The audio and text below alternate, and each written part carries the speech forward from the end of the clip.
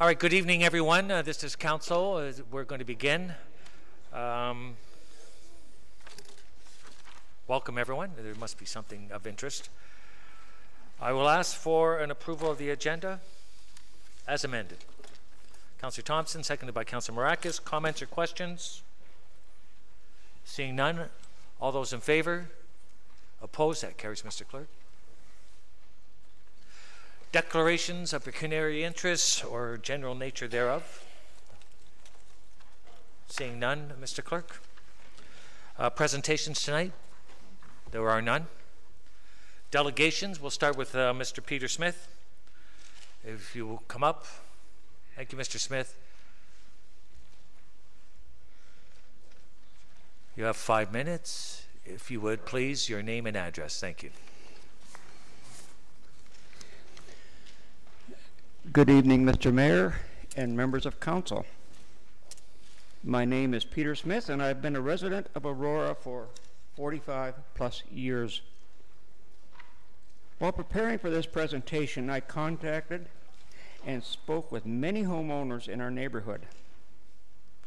The overwhelming majority of the people that I spoke to expressed concerns about recent developments in our area and fully endorsed the views expressed here. It is important to remember that Aurora has grown in stages, with each subdivision expressing separate and distinctive characteristics: bungalows, 2 stories, semi-detached, mansions, etc. We do not object to development per se, but we do object to buildings which do not respect our community character. Regency Acres certainly fits into the category as a unique older subdivision. The following presentation centers around letters which I wrote and were presented in local newspapers. The first letter, entitled "Older Neighborhoods Must Be Protected," appeared in the Auroran on the 31st of August and reads as follows. The Regency Acres subdivision was built in the late 1950s and featured low-rise, single-family dwellings. Times are changing with the advent of higher and very large homes being constructed on the original lots. To date, some of the renovations and constructions have been tastefully done and fit in well with their surrounding houses. Others comply with existing zoning bylaws but are clearly not compatible with their neighbors. This is happening all over our stable, mature subdivisions and needs to be addressed by council. Therefore, I would propose the following changes: that height restrictions for new buildings be reduced in the old residential sections of town, that zoning and planning departments help protect and maintain the integrity of these mature neighborhoods. We, as residents of these older communities, and the politicians that represent us, must protect these mature sections of Aurora.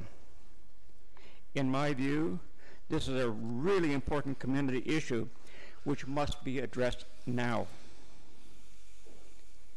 The second letter appeared in the Aurora Banner September 26 and was entitled, "Is it all dollars and cents or nonsense?" In 2011, the Aurora Council passed the official plan, which in part addressed stable neighborhood designation. Section 8.0 reads as follows: the town of Aurora contains a number of older, distinct residential neighborhoods that have been designated as stable. The plan recognizes the importance of protecting and enhancing these residential neighborhoods.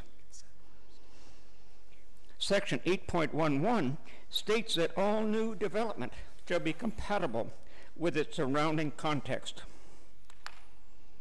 Very large homes with elevated roof lines do not fit in with our established communities. Why are current zoning bylaws not protecting our older areas?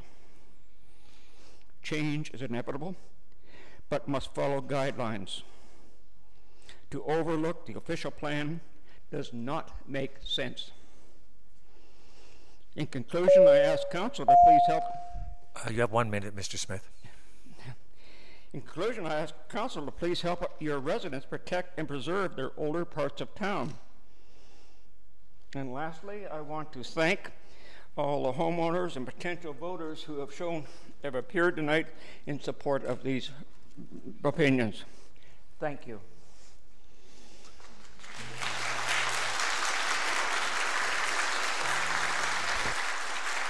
So stay there, Mr. Smith. Thank you, everyone. You didn't state your address, if you don't mind, for the record. You didn't state your address, if you don't mind, for the record. 36 Seaton Drive. Thank you very much. Could I have a motion to receive the delegate? Councillor Humphrey, seconded by Councillor Tom. Are there any questions of the delegate or comments? Seeing none, we'll vote. Oh, I'm sorry, I'm looking. Councillor Gardner. Mr. Smith, you've been very clear on some of the things that you don't like about some of the new homes. But what in particular do you find the effects are for the homeowners who are living in these areas, perhaps next to these homes? Mr. Smith? I think the primary concern is privacy. There's also the blockage of both sun and wind flow, and also changing the character of the neighborhood, just to mention three. Thank you very much. And thank you for coming. Thank you. I'll call a vote. All those in favor?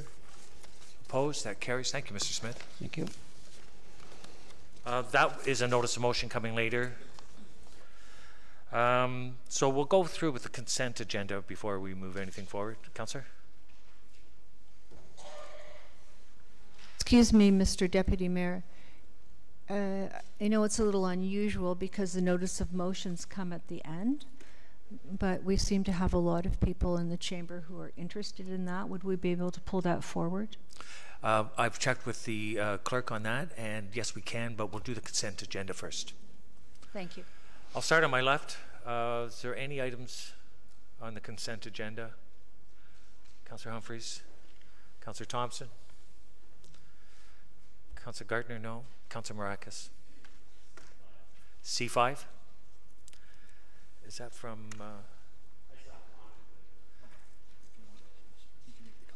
Okay, go ahead and make the comment to Councillor. Yes,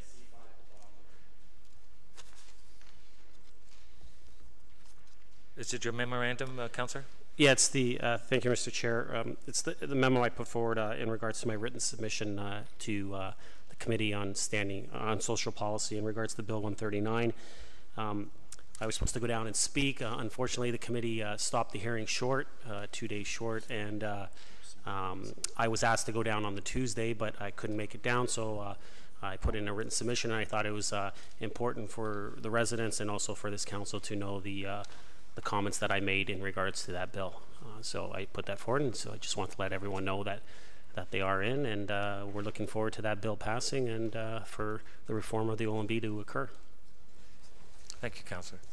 And sorry, Mr. Chair, and I would actually like to pull R1 and R2. C1, R1, R2. Okay, thank you, Councillor, for clarifying that.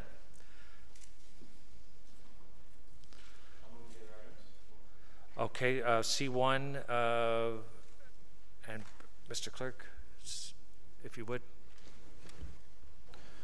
Through you, Councillor Abel, it'll be the motion will be C1 items C3 to C7, or excuse me, C1 to C7, and then items R3 to R7, and then C2 to C5 inclusive. So moved, seconded. Councillor Thompson, comments, questions? Seeing none, all those in favor, raise your hands, please, and we're going to vote on our machine. Not on consent, so we'll just raise the hands. All those in favor? Opposed? That carries, Mr. Clerk.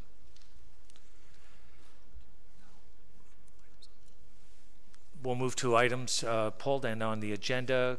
Councillor Gardner, we would normally ask to waive procedure. Would you like to? We don't need to waive procedure. Just a motion to move the notice of motion forward. Councillor Gartner, seconded by Councillor Marakis. All those in favor? Opposed? That carries. We will go to the notice of motion, and this way we'll bring it forward for all those in the gallery instead of making you wait through all the other items. We normally do the notice at the end. So sit tight. Councillor Gartner, would you like to put the motion forward? Thank you, Mr. Chair. And I'll need a seconder. Sorry, I'm sorry, excuse me. I'll get Councillor Humphreys. Please proceed. I'm sorry for the interruption. Thank you. It was my fault.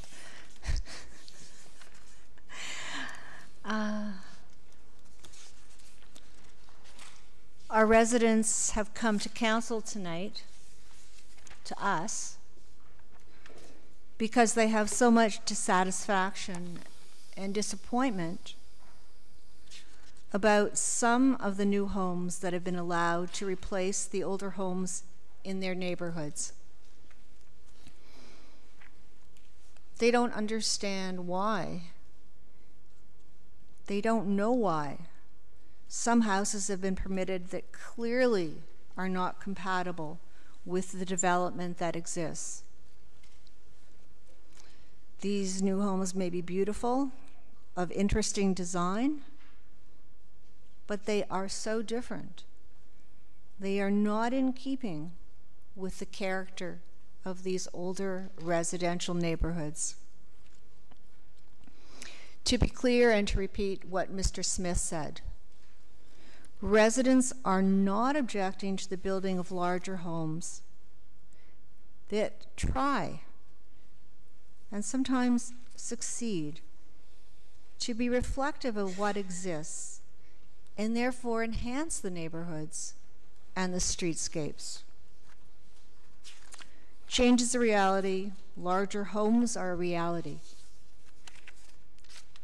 But they should complement, not distract from what exists. The intent of this motion is to acknowledge the residents' concerns and to determine how we can address them. Our official plan is one of the main planning tools Aurora uses to manage growth, to ensure that development is compatible with what exists and is in the public interest. One of the fundamental principles of this official plan is to protect stable neighborhoods, older neighborhoods, from incompatible development. Development that is not in keeping with the established community's character. This is one of the fundamental principles of one of our main planning tools. Our OP is up for review shortly. I don't believe that these comprehensive protective policies will be affected. I believe they will stand as they are. So what can council do to help with the residents' concerns? My motion asks that council, with staff's help, look at these particular zoning bylaws, which actually are part of the 1978 zoning bylaws. Look at our permissions to ensure that the intent of the official plan, the principle of protecting stable neighborhoods, is realized and reflected in the current planning permissions that are allowed. I think there's some confusion among residents about official plans and zoning bylaws.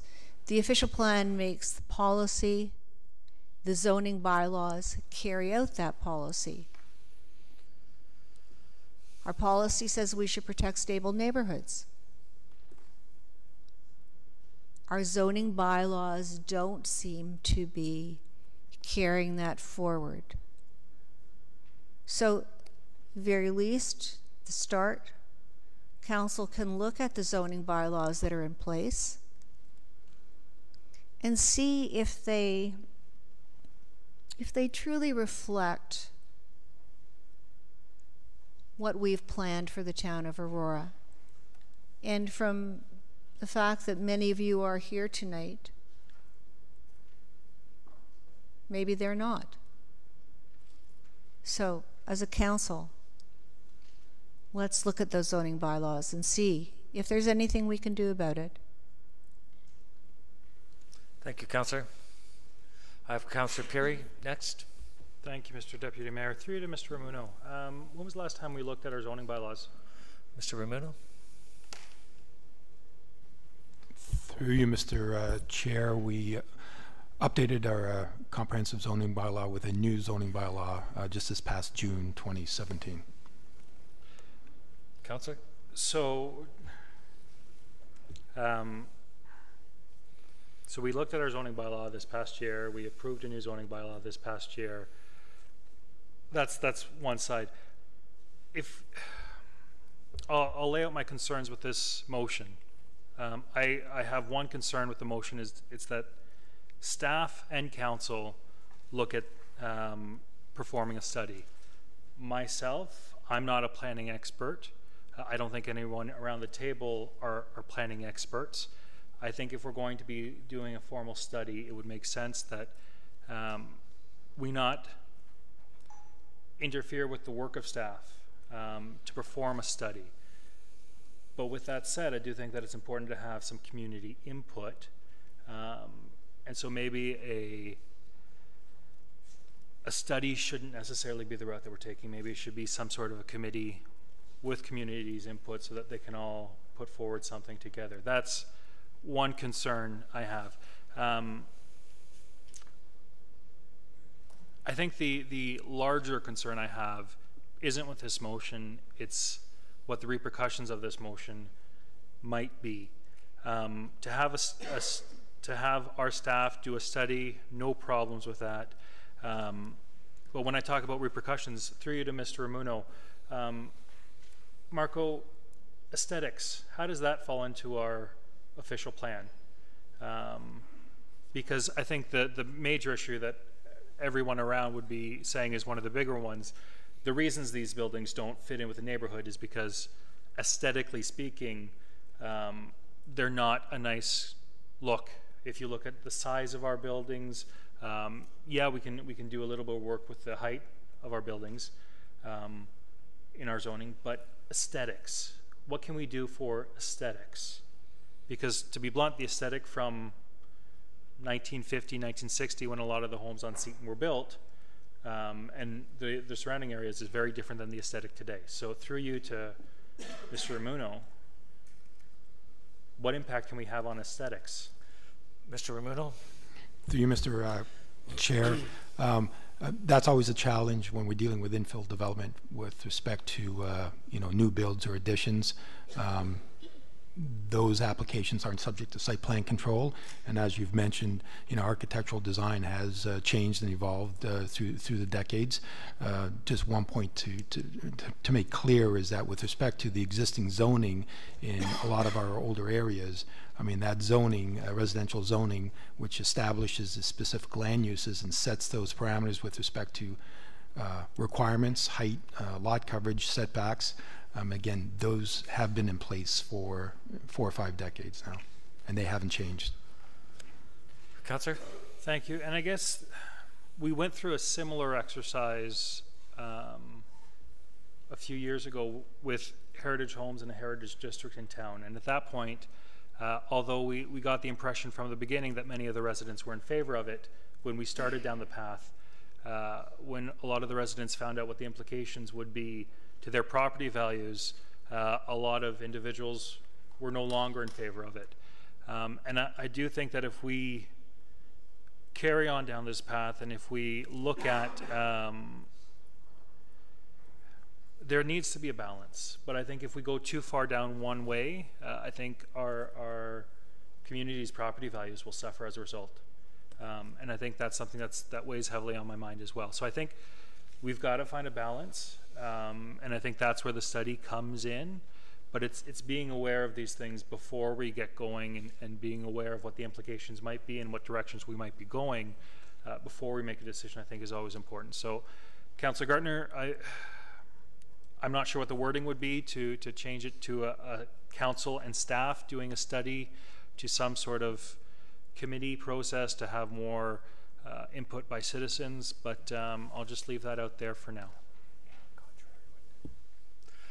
Thank you, Councillor. I've got Councillor Humphreys, Thompson, and Councillor Tom. So, Councillor Humphreys. Right, thank you, Mr. Chair, and I appreciate this motion coming forward, and I believe what it'll allow us to do is what we hear a lot from our residents is, you know, there's an area that's been, you know, in existence for many, many years, and the space in the lots of the current homes in that area are certain size, and then there's plunked, you know, monster home right beside a little bungalow, and all the areas that I think the delegate mentioned earlier this evening, and it does cause a bit of concern for me. And while we see that happening, you know, this I believe allows staff, and I'm not opposed to having a committee with residents, citizens sitting on it, to review what our bylaws protect or don't protect today, and if there's other opportunities to tighten it up, to allow more of a conforming of the area without jeopardizing property values, because we did have that concern back when we tried to designate the southeast area a historical area. We really wanted to do this. We had many residents come forward just like this against having that happen. It was disappointing from us, from our perspective. We thought we could leave the area with a few more restrictions to protect the look, the feel, the intent of the homes and neighbors.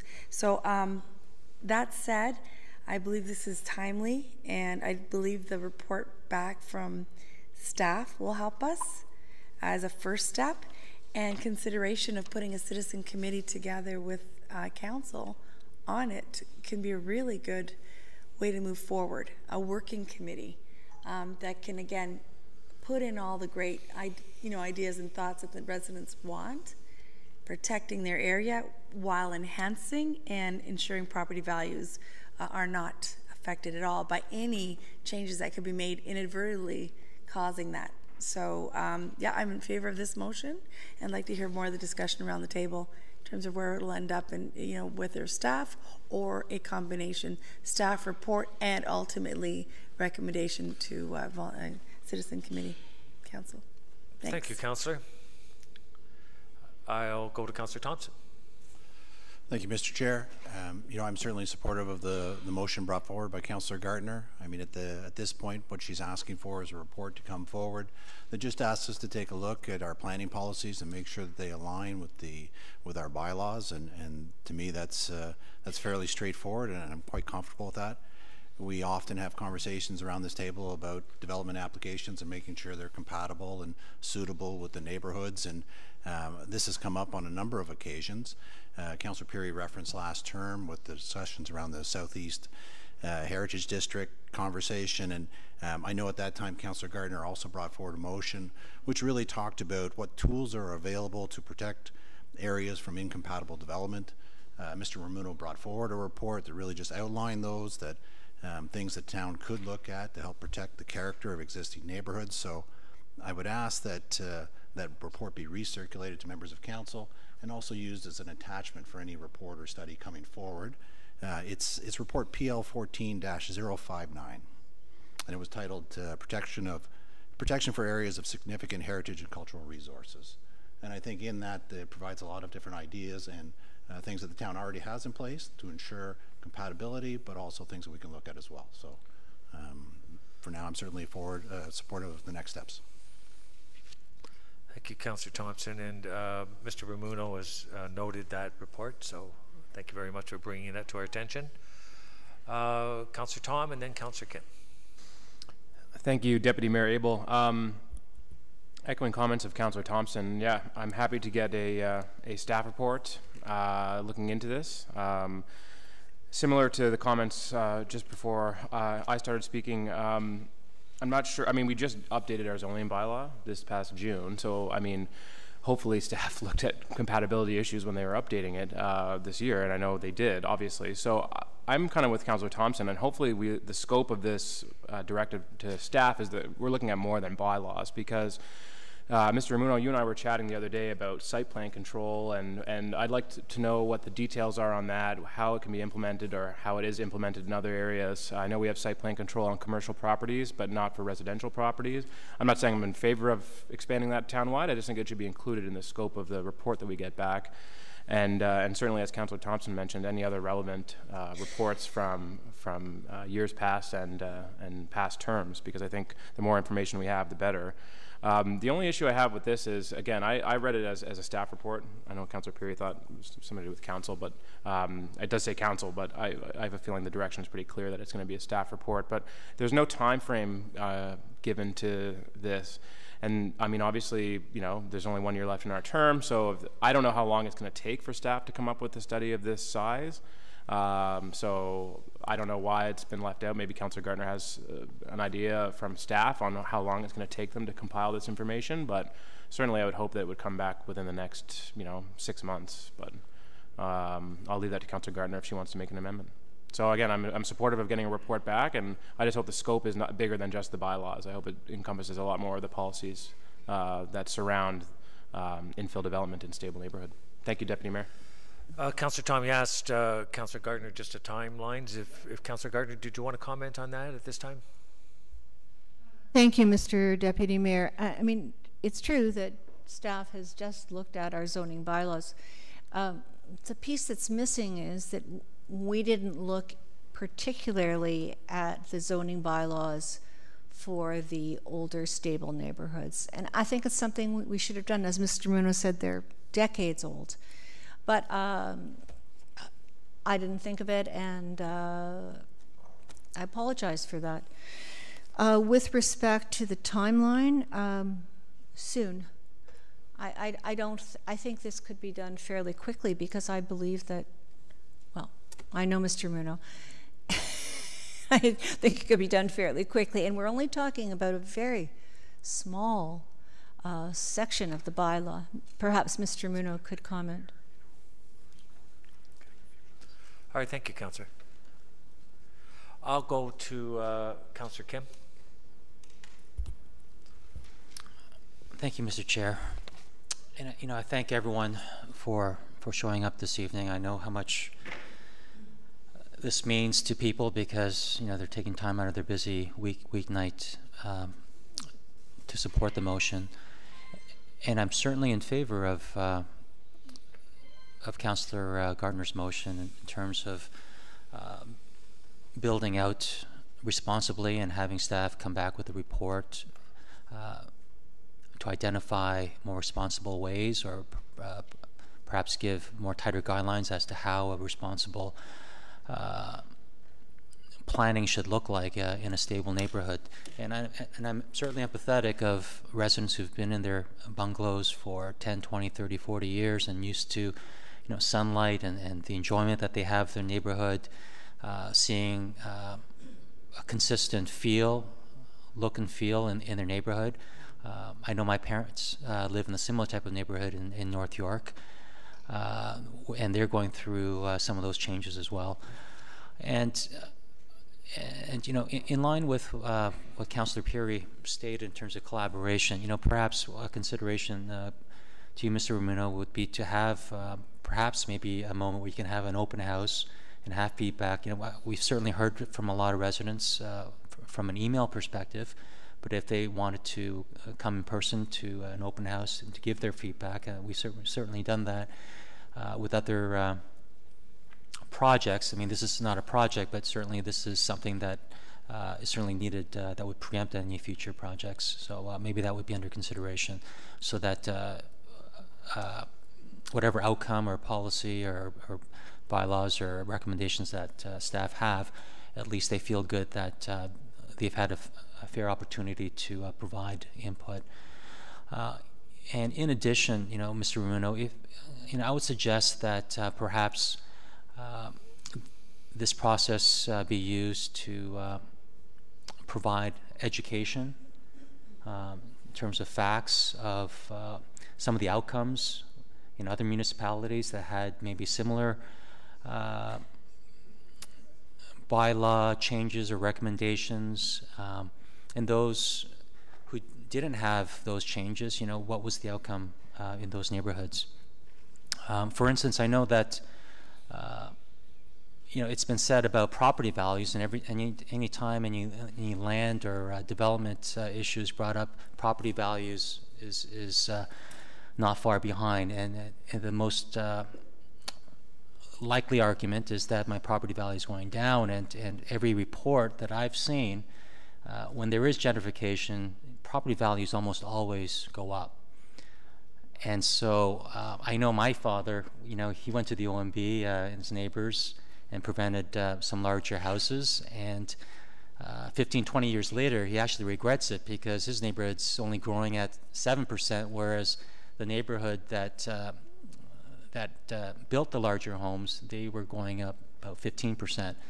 And so looking back, he's 80 years old now, he kind of reflects and have those regrets. And I just put that out there because, some of the facts are not being relayed. And so, it's not, if you have a big monster home next to you, your house is not going to be sold for just the land value. That land value has a huge premium because of the custom home that's been built next to you have really essentially brought the value of that neighborhood up 50% or 40%.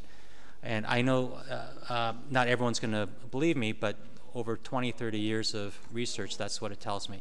And I'm not telling you that I agree with it. I'm just saying that I agree that you deserve to have your say, and if this is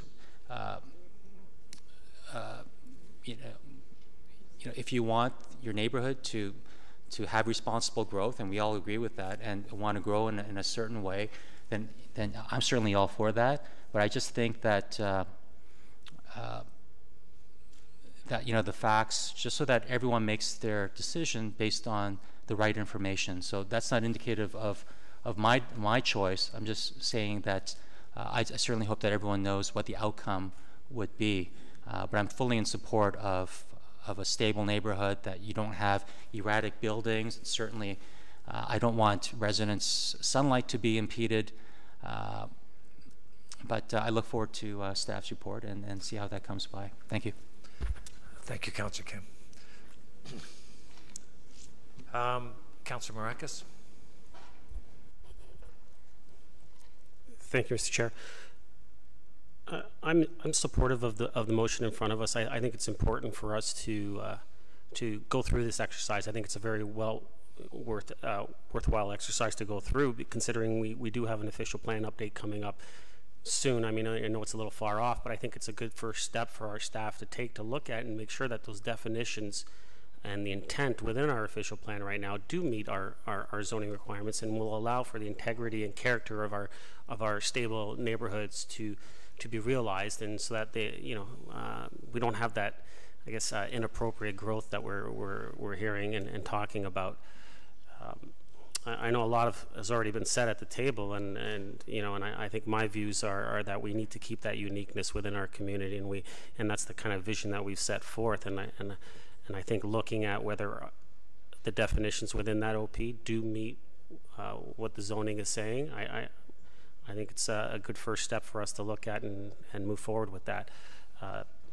Through you, Mr. Chair, to Mr. Ramuno. Mr. Ramuno, when this report does come back to us, I'm wondering if you could also add in some of the other municipalities that have actually done some of these type of studies.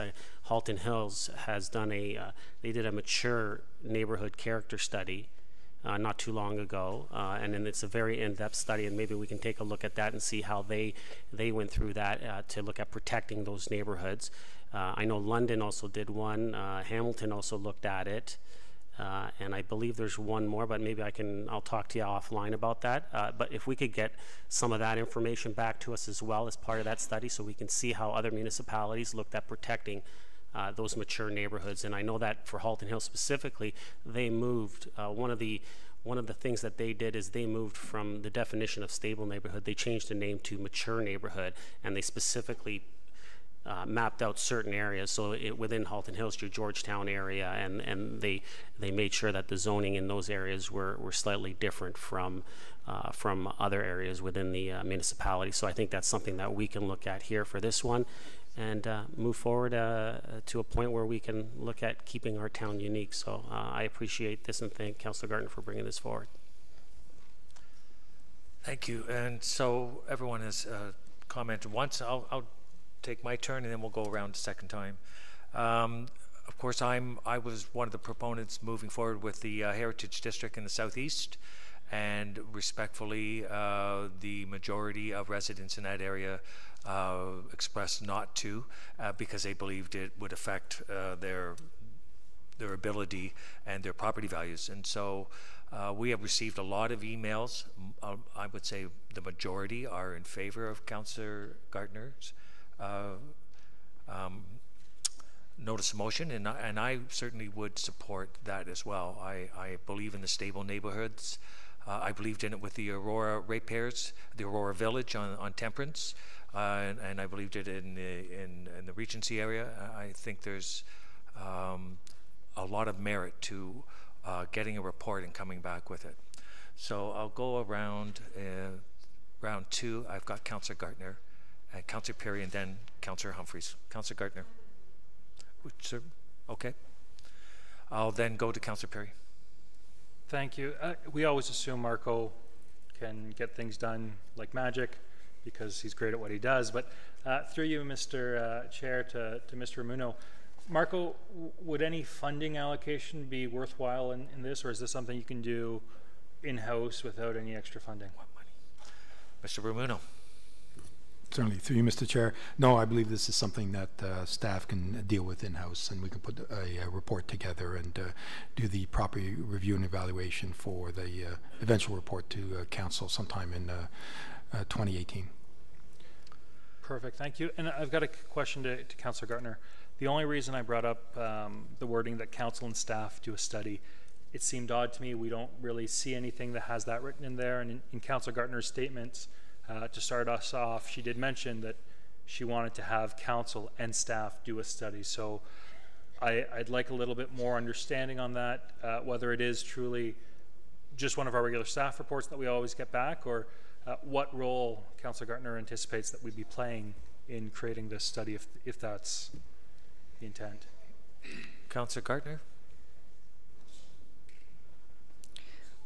Thank you. One of the points would be, as Councillor Maracas said, to look at what other municipalities have done. Everybody is trying to cope with stable neighborhoods, older neighborhoods, and large builds. Sometimes what someone called monster homes. I don't call them monster homes. I call them homes that just don't belong in the older, stable neighborhood. But let's see what other people have done. Let's see what Toronto has done.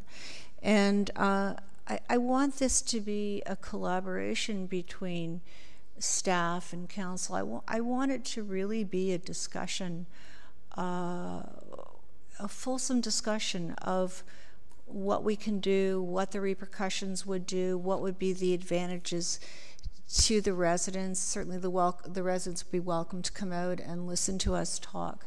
But a real good back and forth so that we can understand the situation completely. And, you know, I have a different opinion about this. I'm not trying to affect anybody's property value negatively.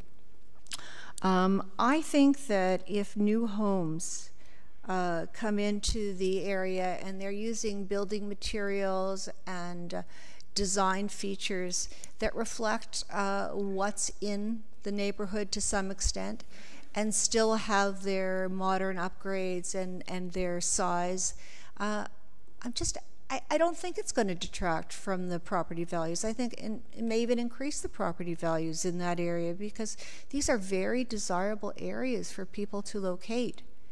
And people don't want to locate in an area that has beautiful homes and then a couple of homes that are just stuck in that don't look like they fit. So I don't agree with the property values. with respect to the heritage study, well, that's quite different because it's would be under the umbrella of the Ontario Heritage Act. It's a lot more complicated. There are a lot more restrictions. This is not that kind of a motion. This motion just wants to look at what's happening. Is it appropriate? Is it inappropriate? And if it's inappropriate, what are we going to do about it? And with respect to timing, Mr. Muno, I would love to see this come back in December. Is that possible? Councillor, I'll let Mr. Ramuno answer that when you have an opportunity to speak. I think Councillor Perry was just answering a question. I didn't want to interrupt you. Yeah. If that's Quite all so. right. All right, Councillor Perry, we didn't add that onto your time. Please go ahead. I appreciate that. That was an extremely in-depth response to that question. So I think that I agree with Councillor Gardner. A back and forth is very important, but I think that a back and forth has to happen at the council table as members of council. So I'll actually make an amendment that we remove the term that council and staff from the motion.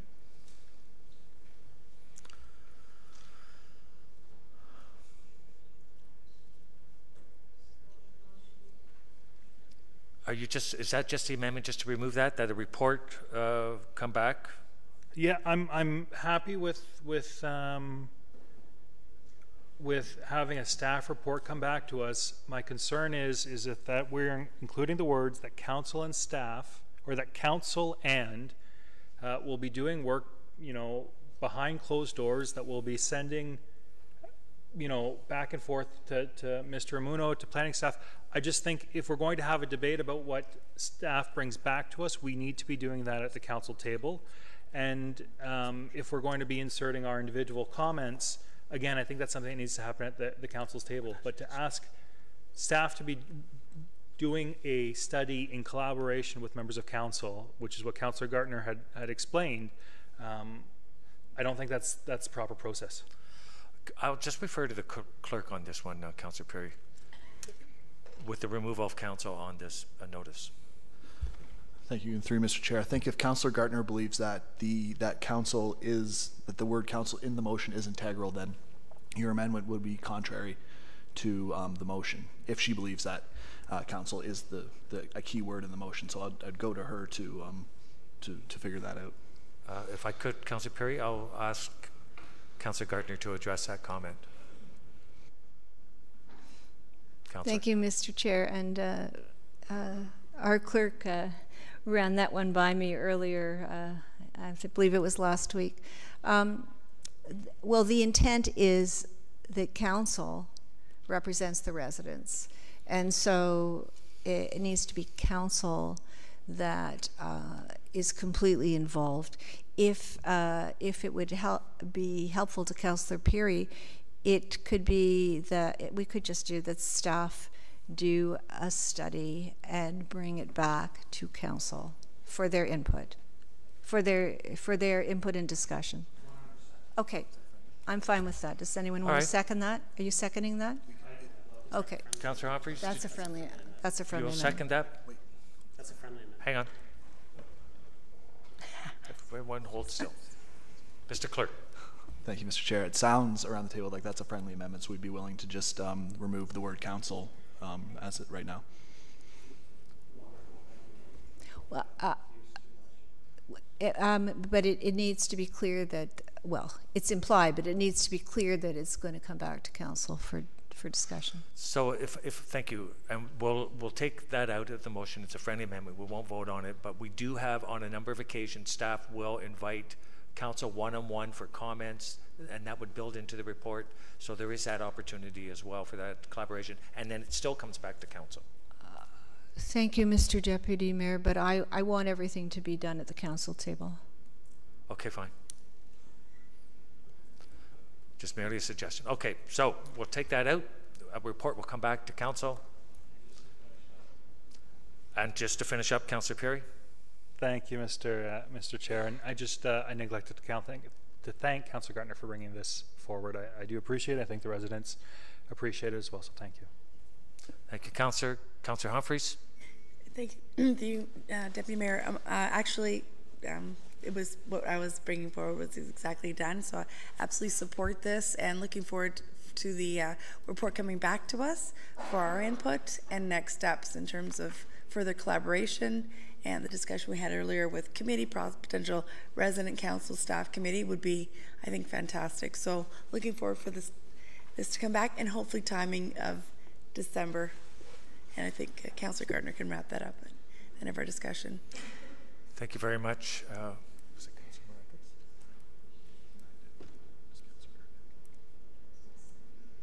Oh, Councillor Gardner. I had some others, but okay, Councillor Gardner. Thank you. I certainly appreciate everybody's input and support. I think we can see that it's very important to our residents. And yes, everything needs to be done at the council table, nothing behind closed doors, nothing one-on-one with staff. And all the residents are invited to come. And if the residents want to have a special open house, as Councillor Kim suggested, they should email us and let us know that. If they'd prefer just to come to the meeting and hear the discussion, that's good as well. Or just send us your very specific comments of what you'd like to see. So really, we don't usually get this many residents in the council chamber, so thank you all for coming. Special thank you to Robin Gray. Robin got the ball rolling when she was in touch with council late in April to express her concerns and other residents' concerns. And a special thank you to Peter Smith, not only for delegating, but for being the driving force behind this motion. And to Neil Asselin, who is a new resident living respectfully in an older neighborhood, for his valuable help. Thank you, Councillor. Councillor Marakis.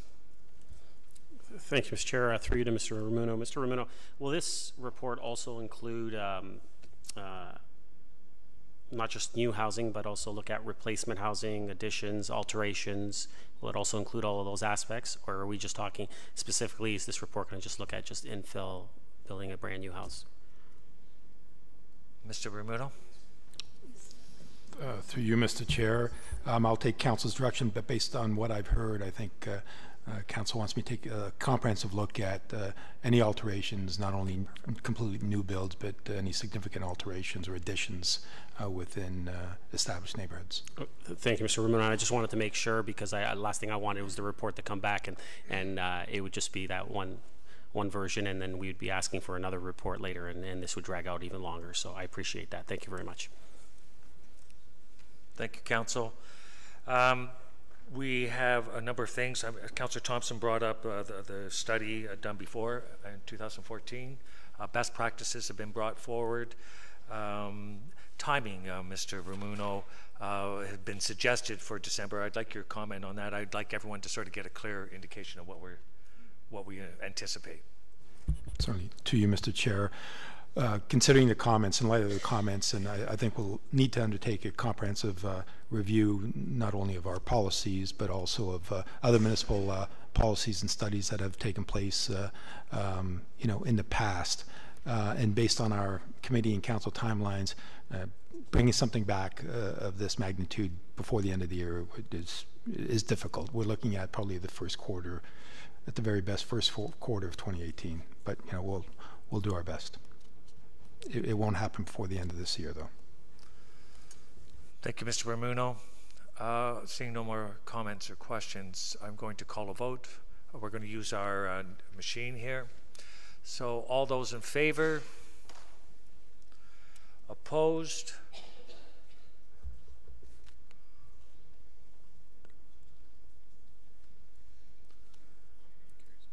That's carried. That motion has passed. I want to thank everyone for being a great audience and being quiet and letting us do our work and attending on such a miserable night. We'll take a short break while those that are anticipating leaving leave. The next item we're doing is the winter snow maintenance. I'm gonna grab a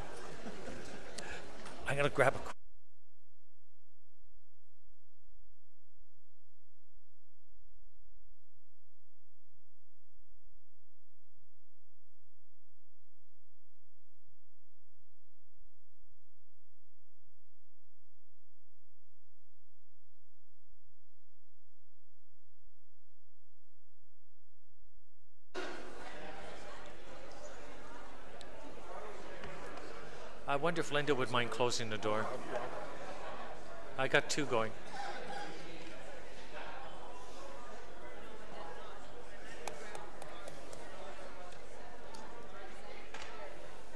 Quick coffee, Councillor?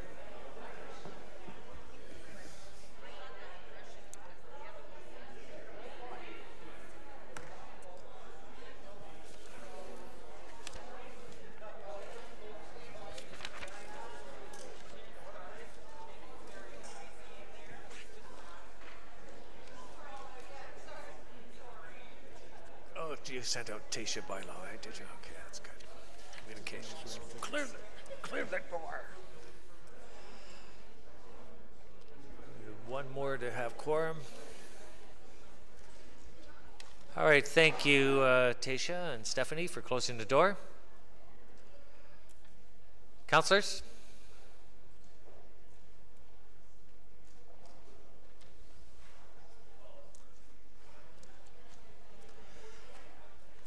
All right, councillors, that last motion was unanimous. We will move on to R1, which is winter parking restrictions to facilitate snow clearing.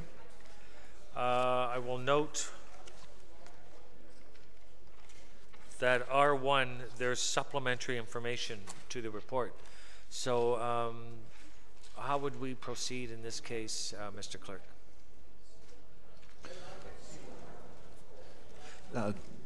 Thank you, Mr. Chair, and through you, Council can either deal with them separately or deal with them together. Since the tonight's R1 is just to be received, I would suggest that Council put both reports on the floor to be received and then make any subsequent amendments if they choose to. Councilor Marakis, is that okay? Would you move that then, please? Seconded, so C1, R1, and R1, the supplementary information. Seconded, Councillor Tom. All right, comments, questions?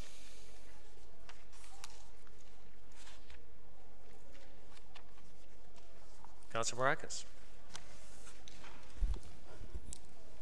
Thank you, Mr. Chair. You know, when I look at this report, and I know we didn't really get into it last week, but I see it as two separate issues. I see it as winter snow removal, and then I see it as a parking issue, and I think we need to separate the two.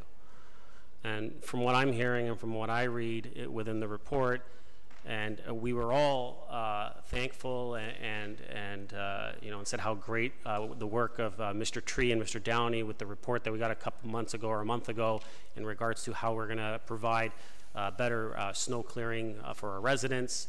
And my understanding is to provide that service level that that they've come up with and that they discussed is to reinstitute the overnight winter restrictions for parking. I think in my mind, I believe that to provide the most efficient and effective snow clearing, I think this is the way we have to go.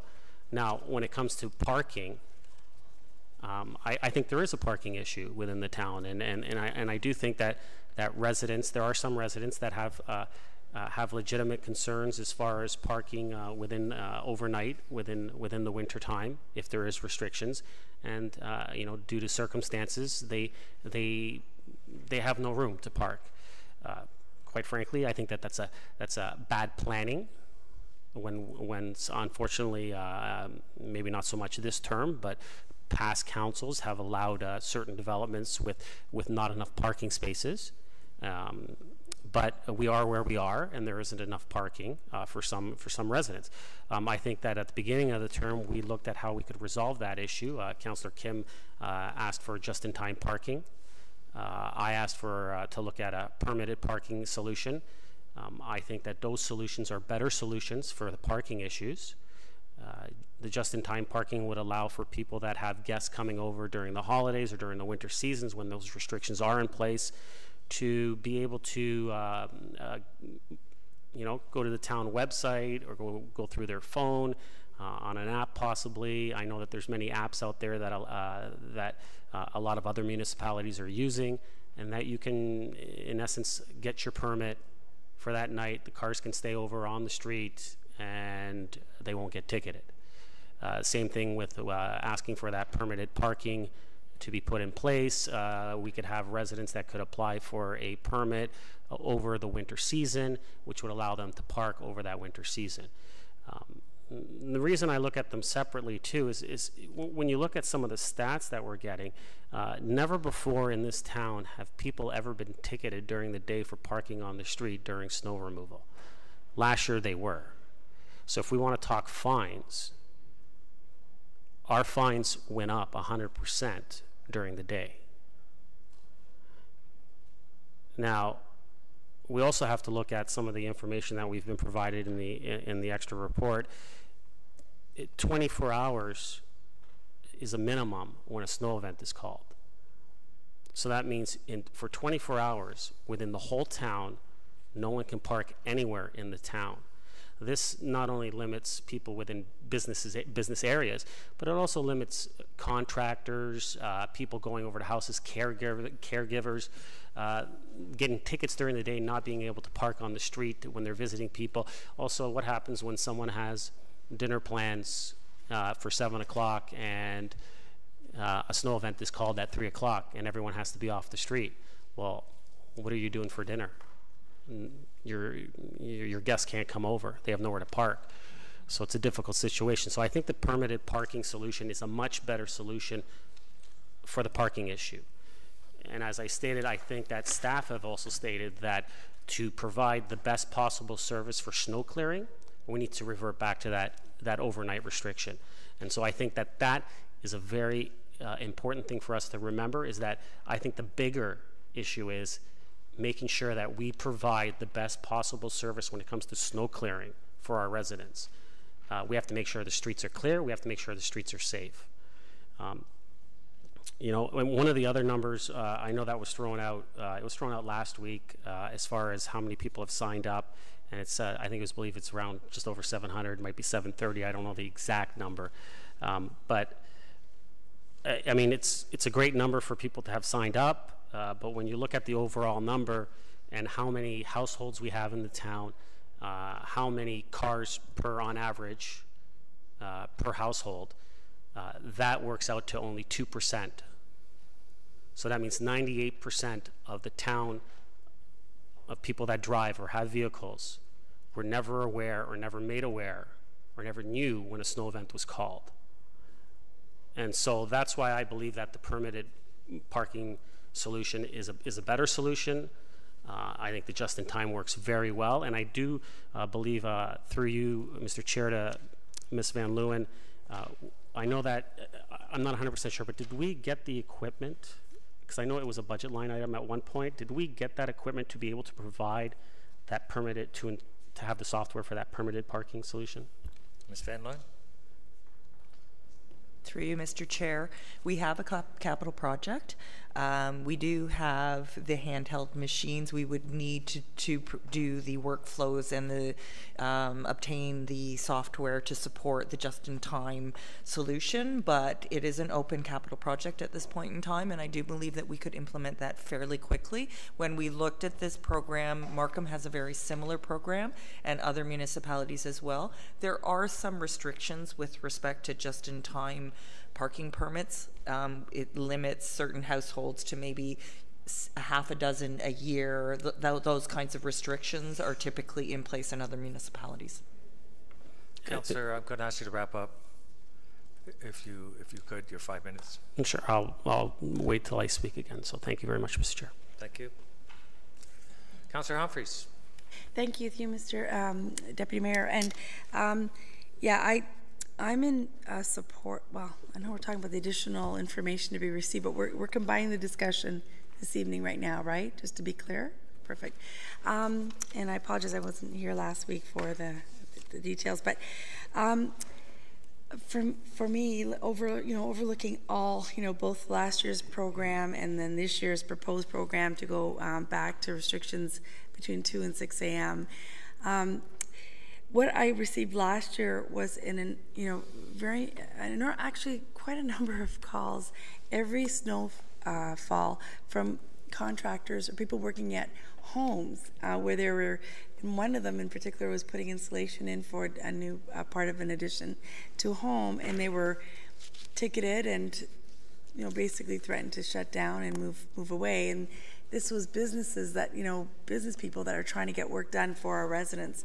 So that was really difficult in the middle of the day, and it didn't matter what time it was. As soon as the snow event was called, these people had to stop working and leave, and they really can't. Their business depends on it. It's not the actual businesses with patrons attending. It's individuals going to homes, like Councillor Marakis mentioned, caregivers or different. I had one individual. I won't get into that, but there were lots of complaints. So for me, this is, I think, a very logical way to go for us compared to what happened last year for me. I mean, it was nice that you could park anytime when there wasn't any snow, but the second something happened, we would have this situation come up where, you had to get off the roads, and it really did impact every single snow alert or notification, caused many problems. But for me, going back to this is fine, and hopefully there will be some just-in-time parking to help those people in preparation for the future. But it's just a nice blanket overall. This is the rules we need to work with, and go from there. I think there's one other thing I wanted to bring up, but if I remember that, I'll go back. Thanks. Thank you. Councillor Tom? Thank you, Deputy Mayor. I just want to be clear. We're voting today on receiving a report for information. So essentially, we're terminating the pilot project that was done last year. And I'm pretty sure that we're not talking about what permit regime we're going to be putting forward. So it's been discussed a little bit about. I just want to be clear for the residents that this is simply to revert back to the pre-last year's pilot project, winter restrictions, and with the caveat that staff have actually, I believe, and Mr. Downey can perhaps comment, the staff, based on the report we got, I think it was a couple of months ago or a month ago, they're going to be doing, there's another shift, I think, and it's going to be primarily plowing residential streets from 2 to 6. So my comment would be, I'm glad that, I have a lot of residents that were in favor of the pilot project, and I think they were in favor of it because of other reasons other than snow clearing. But staff have made it pretty clear that the best time to clear snow, and now that we've been adding, I think we've added resources, is that 2 to 6. So I want to, let the residents know that best efforts by staff are going to be made every night when it snows to clear those roads. I mean, if you have a guy parking on the street during the day, you want to come back to the road from 2 to 6, I want, the residents to know that if we're going to revert back to this system, that they will have confidence that their road will be plowed as best as possible within that 2 to 6 time frame. So perhaps Mr. Downey can comment. Mr. Downey? Thank you, Mr. Chair. You're correct. The report indicated that we were looking at trying to implement a 24/7 capability. Right. So that because we can't predict when it's going to snow, but when it does, it's all hands on deck, and we are asking for an opportunity sometime during that period of time to have the streets clear of cars, and that's why we are in support of the 2 to 6, and that will be when we are coming in and clearing as many streets as we possibly can during that period of time. Thank you, Mr. Downey, and thank you, Mr. Chair. So yeah, I just wanted to make sure that the residents and everyone was on the same page that this is really just reverting back to the regime that we had before with a better system in place for clearing the roads, and that if we're going to look at permitting plans and just in time and all that kind of stuff, we can look at it at a different time, because that's not really what we're talking about here. So I just want to make sure that everyone was on the same page. Thank you, Mr. Chair. Thank you, Councillor. Councillor Perry? Thank you, Mr. Chair. My concern, like Councillor Tom, is that the roads get plowed in the most efficient and best way possible, and that happens overnight. It's our role and mandate to do what's best for the community as a whole, and this decision will inconvenience a few people. Through you to Ms. Van Leeuwen, has there been any conversation with the local school boards to see if they would be willing to permit out any of their, and the only reason I'm bringing this up is because with regards to Town Park and Town Hall, we permit out some of our spaces. Municipal locations, I think, are few and far between for everyone to easily get to. I think schools are a lot easier for individuals to get to than municipal parking lots. Has there been any conversation with them to see if they'd be interested in having a few of their spots permitted out? Ms. Van Leeuwen? Through you, Mr. Chair, we have not had those conversations, but that's an interesting approach. We can do that. And you know, if that works better, hopefully it does. I recognize we can't solve everyone's issues as much as we'd all love to. But if you ask me what's most important to me is that at 7:30 in the morning when people are going off to work, they can exit their subdivisions, get to work safely without any snow, not having to worry about, you know, whether or not their neighbor took their car off the road overnight. And their property is or their streets are well plowed. So I think that this is the best option. Doesn't work for everyone. It disappoints us whenever this happens, but ultimately that happens fairly often. There's always somebody inconvenienced by some of our decisions, but overall I think this is for the good of the town. Thank you, Councillor. Councillor Thompson? You know, similar to some of the other comments around the table, I mean, I think that, you know, we've been talking about snow clearing and sidewalk clearing and winter parking for the last couple of years now. I certainly think that staff understand the issues and the challenges. And so, you know, Councillor Abel put forward the idea of a pilot program, and we asked staff to come back with an assessment once it's been completed, and the report in front of us really is that assessment. You know, staff stated in the report that reinstating the overnight parking restrictions with revised education and enforcement efforts will better serve the residents. And for me, that's based on their professional opinion, their conclusion, and I support their reasoning and the end result. And so I will be supporting the motion to receive for information. Thank you, Councillor. Councillor Kim? Thank you, Mr. Chair. Through you, Mr. Chair, to Mr. Downey. Just so that I get it right in terms of what the pilot project entailed and how we had it originally, and what you propose we're going to be bringing back, essentially. Originally, we had pretty well parking restrictions throughout the winter, from December 1st to April 1st or thereabouts, and you couldn't park at all in the evening from 2 to 6 a.m. or around that area. Excuse me. And we had a pilot project last year, and so that allowed us to give residents 24 to 40 hours a winter watch warning, so they can clear the streets, so they wouldn't be able to park in the evening. But I'm also correct in that so that means that they would not be able to park during the day as well, and that was the main issue with businesses, because potential customers couldn't park in front of their businesses. But even in the original way that we did things, people couldn't park in front of their businesses anyways. Is that not correct? Can you just give us the facts in terms of the main differences between the original way we had it and the pilot project? Mr. Downey? Through you, Mr. Chair. So my understanding is, and Tayshan correct me, but is that with the pilot project, there was, if a storm event was called, there was no parking permitted on the streets during that storm event. And my understanding was that could be up to 24 hours or or longer. So until that was lifted, you were not allowed to park on the street. The old program was that you were allowed to park on the street during the day, and the only parking restrictions anywhere through the town were from 2 in the morning to 6 in the morning. So for that 4-hour window, no one was allowed to park. So that was the main difference. We moved that 4-hour window to a 24-hour window at least while snow plowing operations were ongoing.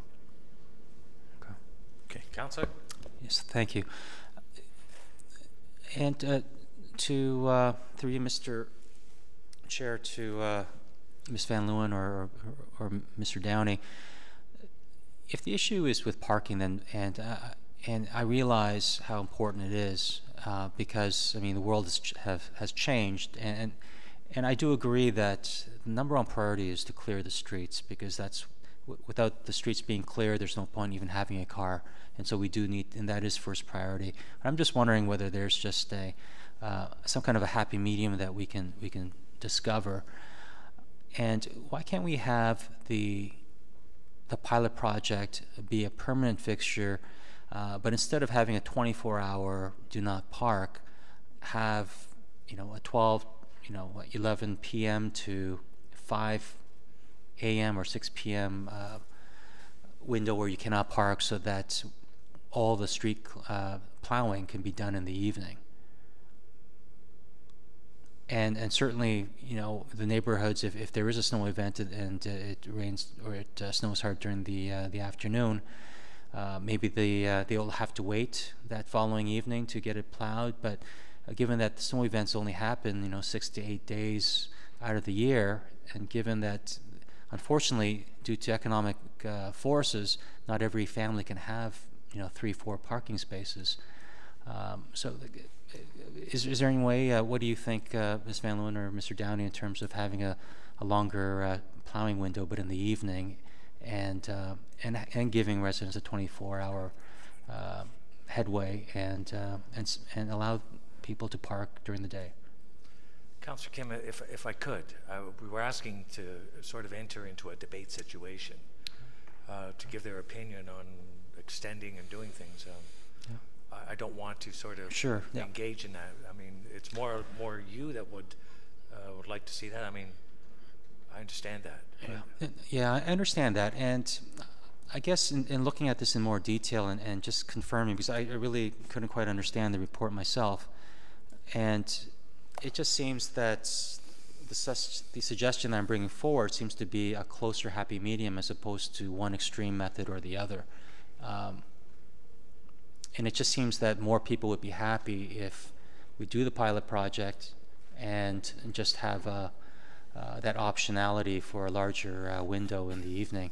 And I know we only have two choices tonight, and I don't want to wager into a third. For information. Yeah. So I think the main gist of it is to resume the... Yeah.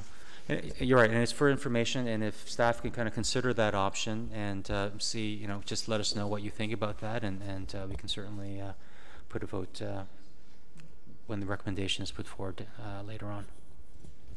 Thank you, Councillor. I appreciate your comments. I think I'll just enter my comments if everyone's had a go. Councillor Gardner, you haven't. Do you want to?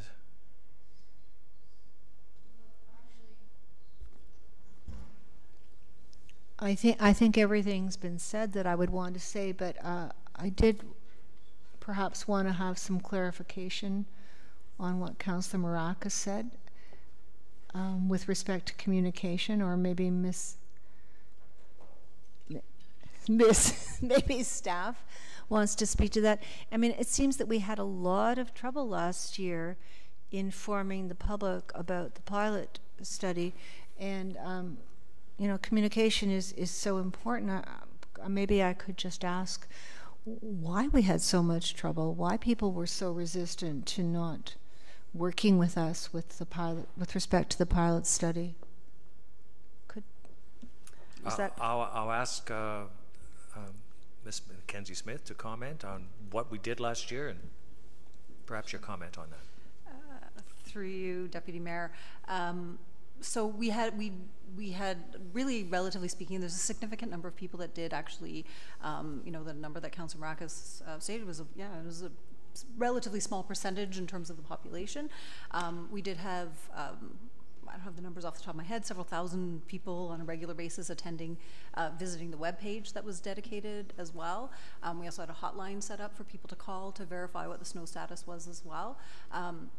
I think the challenge in the communication in some cases was really around, I think people that that needed to park on the street were aware of it, obviously, because they have those concerns going into the season of, you know, we're certainly getting calls now of people saying, what's the status and what am I doing? So, you know, those people took, you know, the steps to get that information. Some of the challenges around it were really the timelines. Obviously, we're not able to forecast the weather. Providing the 24 hours notice sometimes proved problematic for us, in addition to providing that communications notification, but just in scheduling staff as well. So I think that was, you know, that was a bit of a communication difficulty as well. However, this particular solution is easier for us to communicate. It is something that most residents, aside from, you know, maybe some people that came in the last year and were only used to that particular program, most residents who would utilize overnight parking are aware of the program. So from a communications perspective, we do anticipate less confusion among residents. And certainly we would, you know, continue to use our website. It would, by not predicting the weather, it certainly would alleviate some of the communication difficulties, I think. And, you know, the idea that, you know, we're going to be out enforcing it when there is snow and when we are plowing, and the communication that we've set up, working with Mr. Downey's staff and Mr. Tree's team in particular, being able to put a notice on the website, even if it's 3 o'clock in the morning and their crews are going out, they're going to be able to put a notice up on our website immediately that says, you know, we're making it really easy for them. They don't need to know any programming. They're going to click a button and it's going to say the plows are out, and we're going to be out enforcing. So that is more real-time communication, which I think is a little bit easier. Thank you. Yes, it was really a tough one. I mean, it was worth a try. I had a feeling there was going to be a lot of confusion. It turned out to be accurate, but hopefully it'll be a much smoother winter for all.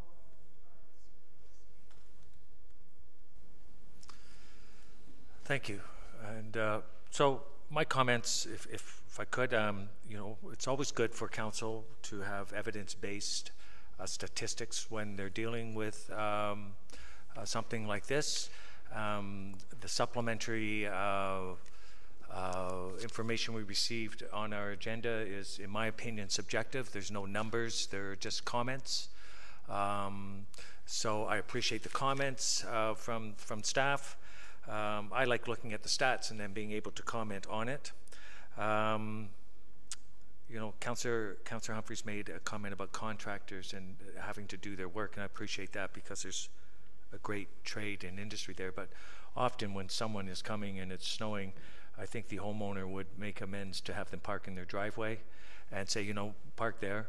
I think in most cases last year, when the 24-hour was in effect, once the street was plowed, people could resume parking on the streets. I don't believe they were ticketed after that time. They were looking, bylaw was working ahead. Hopefully the idea was to work ahead, educate the first time round, and then if they were frequently there in the difficult spots, there were tickets. My question, Mr. Downey, for the nighttime when we're going to do a good bit of our work, is that a full complement? Because I'm thinking of What's Our Plow, and we have those 8 dots there. We have a full complement of trucks out there. Is that the idea? Is you're going to have 8 plows out there in the nighttime? Through you, Mr. Chair, that's correct. Or to you, Mr. Chair, that's correct. We plan on having our full contingent of vehicles on the road, and the program's called Where's My Plow? Where's My Plow? Right. That's okay, and that will also be in effect. But we're kind of hoping that we are going to be able to do the majority of our clearing during that 2 to 6 period.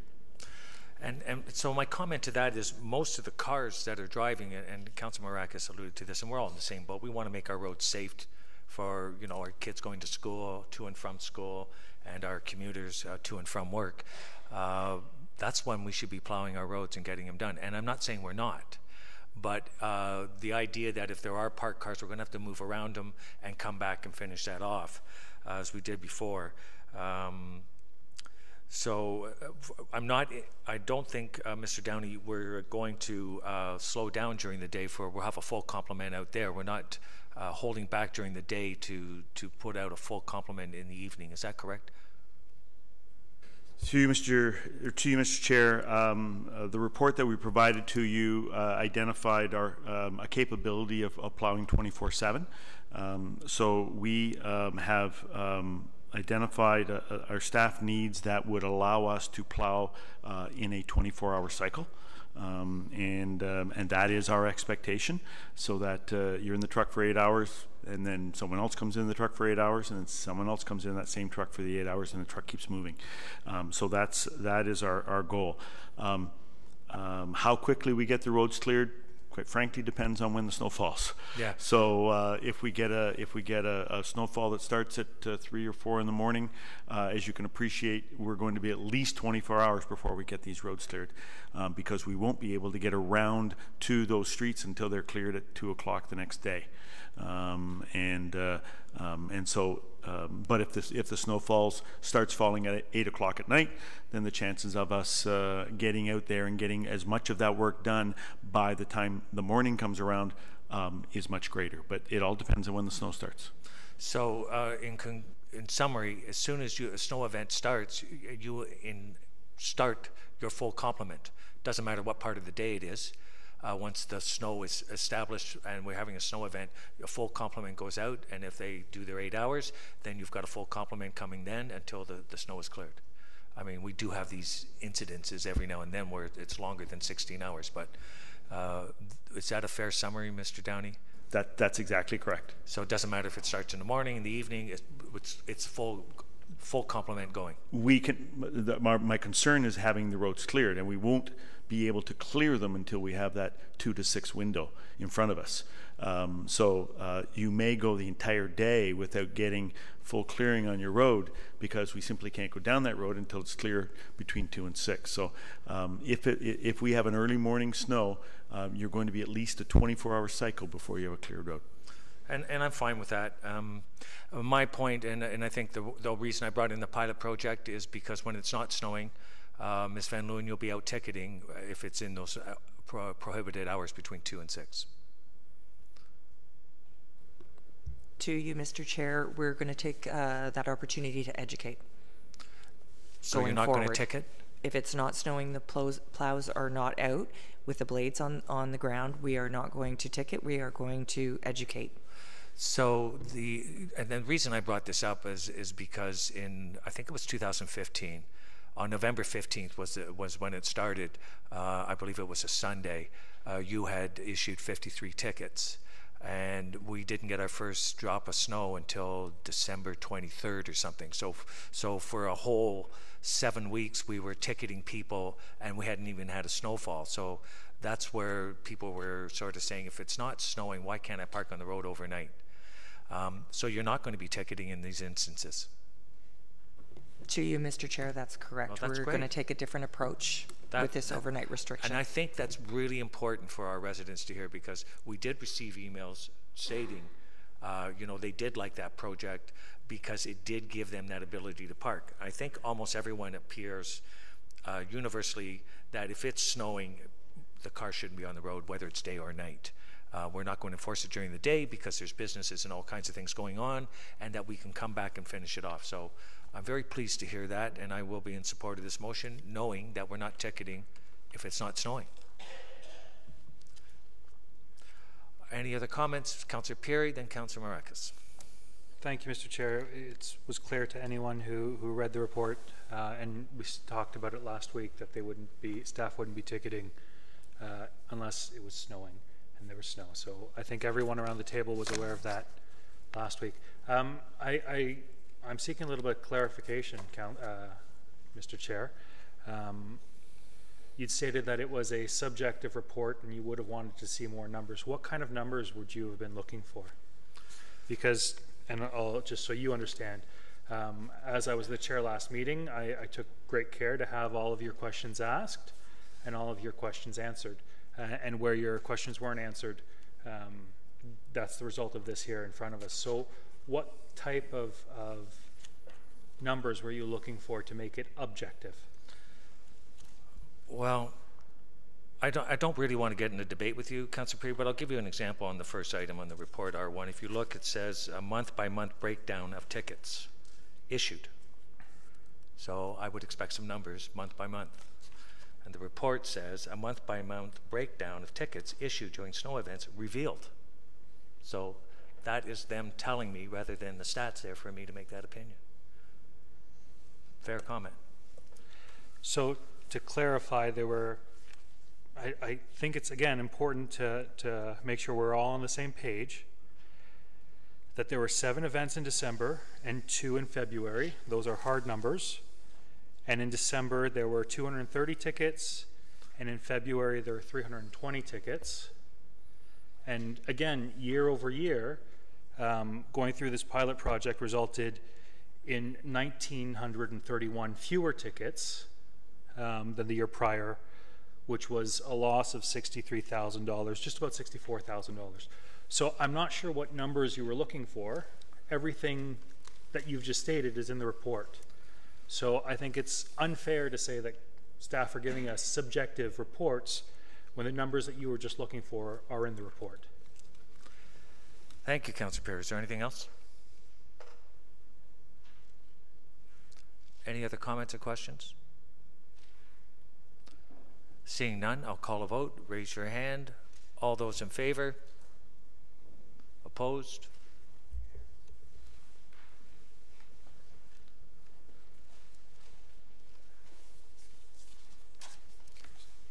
That carries, Mr. Clerk. We'll go to R2.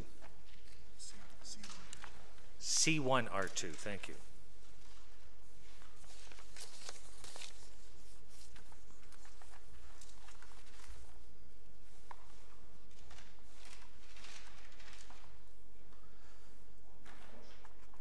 Well, Councillor Maracas pulled it. Did you want to move it, Mr. Councillor Maracas?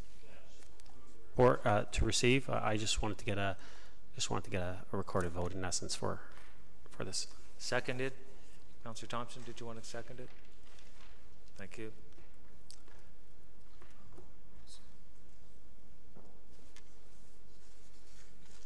Councillor Perry. Thanks, and I hope you'll give me a little bit of latitude to pull up the report from last week.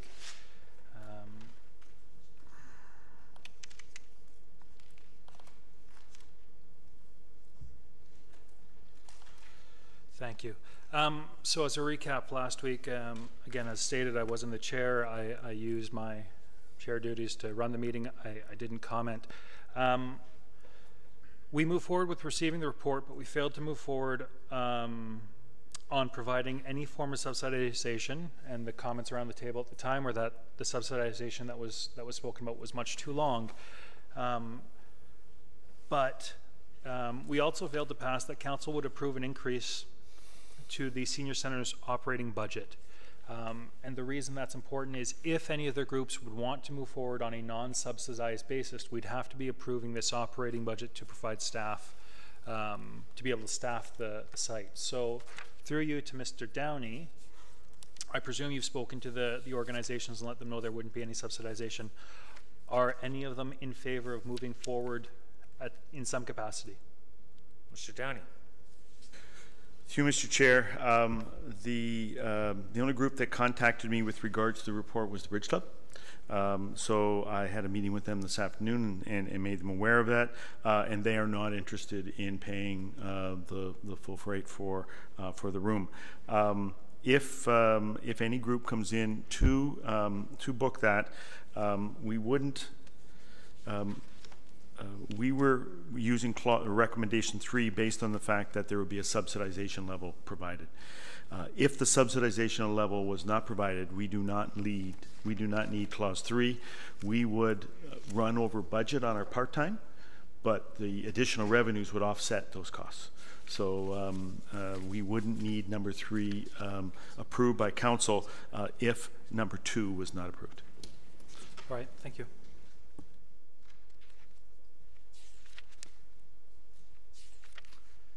No further comments, questions? It's recorded anyways, Councilor Maracas, but I'll call a vote. All those in favor, raise your hands and record your vote.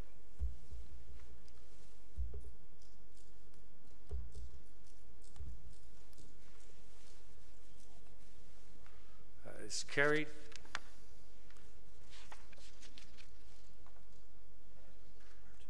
R2. Seconded.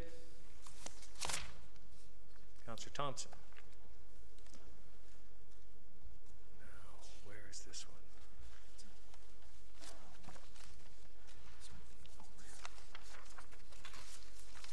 one? Oh, so this is the memorandum from Mayor Daw. Any comments? Well, I need someone to move this. I'm sorry. And it was seconded, right? Any comments, questions? Councilor Maracas? Thank you. I don't want to take up too much time. I just want to say this is great, and I'm looking forward to it. And thank you to Mayor Daw for giving us this memo and letting us know.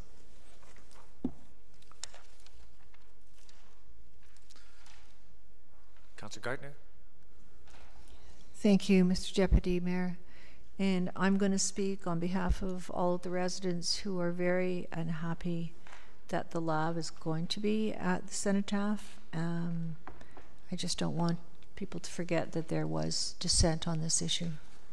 Thank you, Councillor.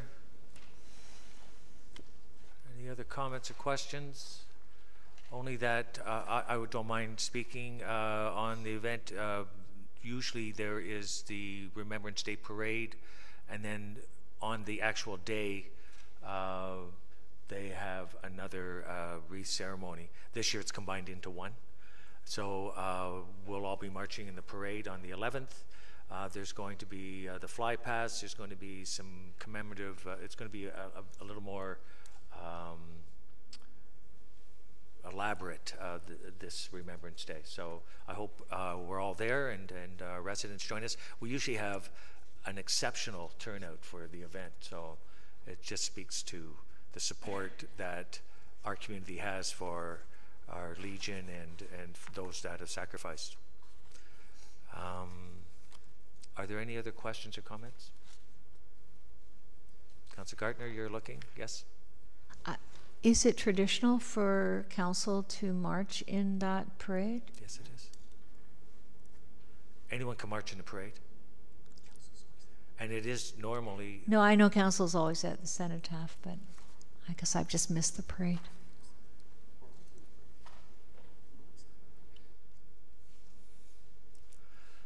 If there are no more questions, comments, I will call a vote. All those in favor, raise your hands, please vote.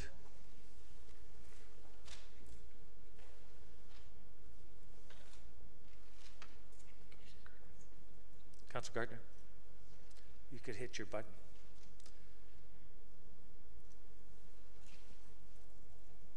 Thank you. That carries. We are now going to go to motions. We'll go to Councillor Kim's motion. Councillor Kim, would you like to move that? I'll need a seconder. Seconded by Councillor Humphreys. Anyone like to comment on it? Councillor Kim, would you like to start us? Just speaks for itself. I'll just let others speak if necessary. Councillor Maracas. Thank you, Mr. Chair. Yeah, I guess I'll get us started off. I'd speak very quick and simple. The ceremony, Santa Claus is there. Mrs. Claus is there. She's reading "'Twas the Night Before Christmas." We have reindeers. Salvation Army is there singing Christmas carols. So to me, it kind of sounds like Christmas. So I think you call it what it is. Starting to look like Christmas. Okay, Councillor Gardner. And if I recall, councillors are on the stage singing Christmas carols, so sounds like Christmas to me too. Thank you, Councillor. Councillor Perry. I am going to be the stick in the mud on this issue. I just don't understand what the point is. We've had an event for the last 15 years. I don't know why we're going through the process of changing the name of an event that we've had for 15 years. It seems a little bit beyond our role as council to deal with policy issues and procedural issues, to be going in and changing the names of events.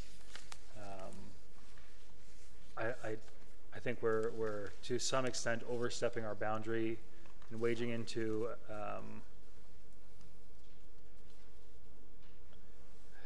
we all know what it is. I don't understand why we would go through the effort to change the name of something. We have other events. We have the Easter egg hunt. We have, we have a myriad of other events. I just don't understand what the point is. I don't understand what the problem is. I don't know what we're fixing by doing this. I'm prepared to talk about how Christmas trees were initially a pagan tradition. But again, I think everybody knows me that I like to deal with real substantive issues, and I'm not sure this is one of them. Thank you. Councillor Humphreys. Thank you, Mr. Deputy Mayor. And well, I appreciate your comments, Councillor Perry, and absolutely understand where you're coming from. For me, it's just it just continues to the celebration of Christmas, and usually a tree that's lit up at Christmas time is called a Christmas tree. So for me, it's just a lovely clarification that it's a Christmas tree, and everyone is invited to enjoy, and it's absolutely meant with inclusivity. There's really, for me, it's just a lovely termination, a lovely title for what it is, a Christmas tree. So thank you very much for bringing it forward. Councillor. Councillor Kim. Councillor Kim. Thank you, Mr. Chair. And, I respect Councillor Perry's perspective, and I respect most of his perspectives, but this one I don't necessarily agree. I do agree that it's not regular for a council to change the name of any activity. However, this does kind of stick out in that the ceremony started 12 years ago, I believe, and for some reason Christmas was left out, and upon investigation, no one's certain why, but we do understand that possible maybe an omission was made, and I think it's such an obvious omission that it would just seem proper to correct it, and that's all this is. And thank you for everyone's comments, and looking forward to the Christmas tree lighting ceremony.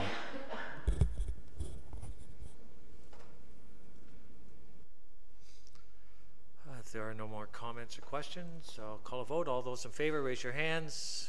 Opposed? Please vote.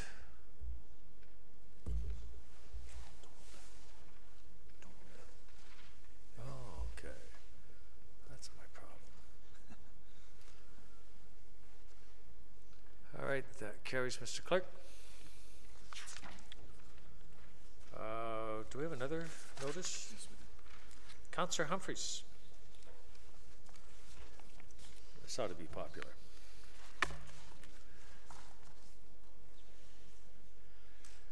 Councillor, would you care to move it? I'll look for a seconder.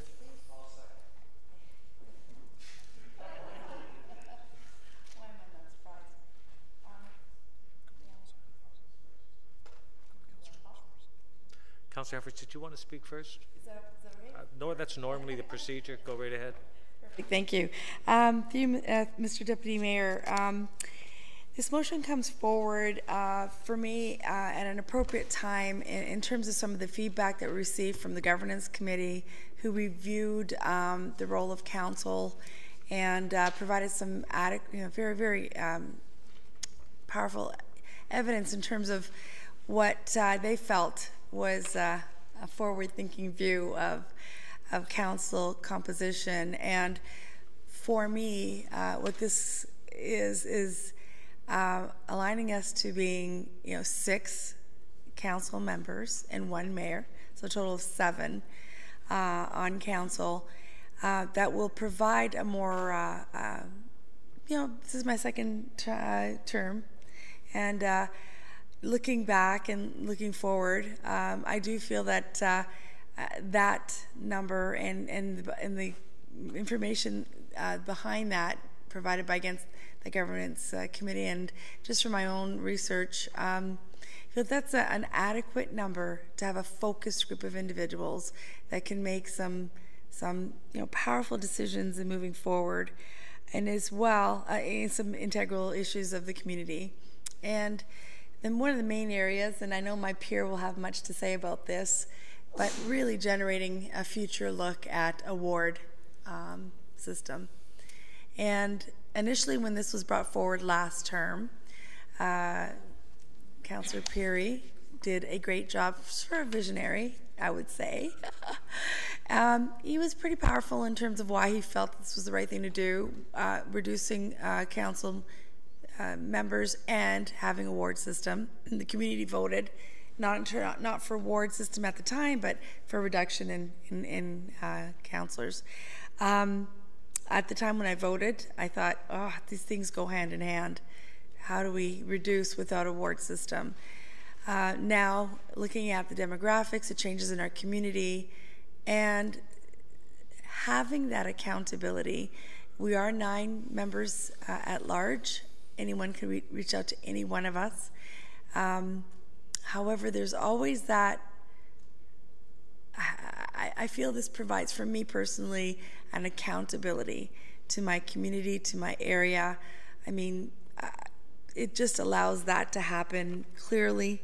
And for me, I'm paving, hopefully would love for us to pave the road in the next couple of terms to become a very powerful council. We'll have, those designated areas from a ward perspective. So I think this is step 1, and then on to step 2.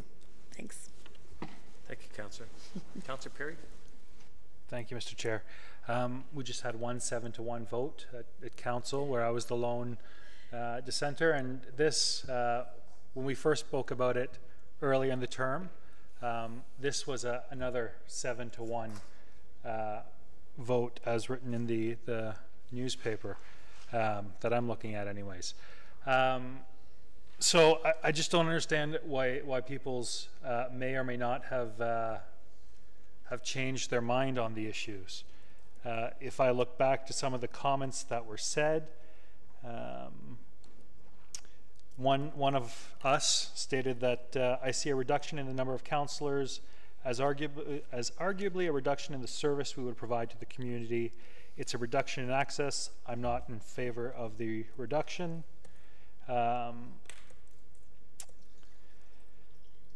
Someone else has stated that we're not changing the pay, we're not changing the amount of hours the councillor is expected to work, and most councillors do hold other jobs. How are you going to attract young people who have families who would already find it difficult to sit on council meetings with more work? It pushes away people we want to bring into the electoral system. I think people need to do their homework and know who they are voting for, and not the price or the cost. I suspect when people were contemplating that question, they were recognizing the immediate cost savings or lack of knowledge for the amount of work that goes into being a member of council. I just don't understand if this passes, where the change of heart came from. So if people could rationalize that, great. There's absolutely no need to.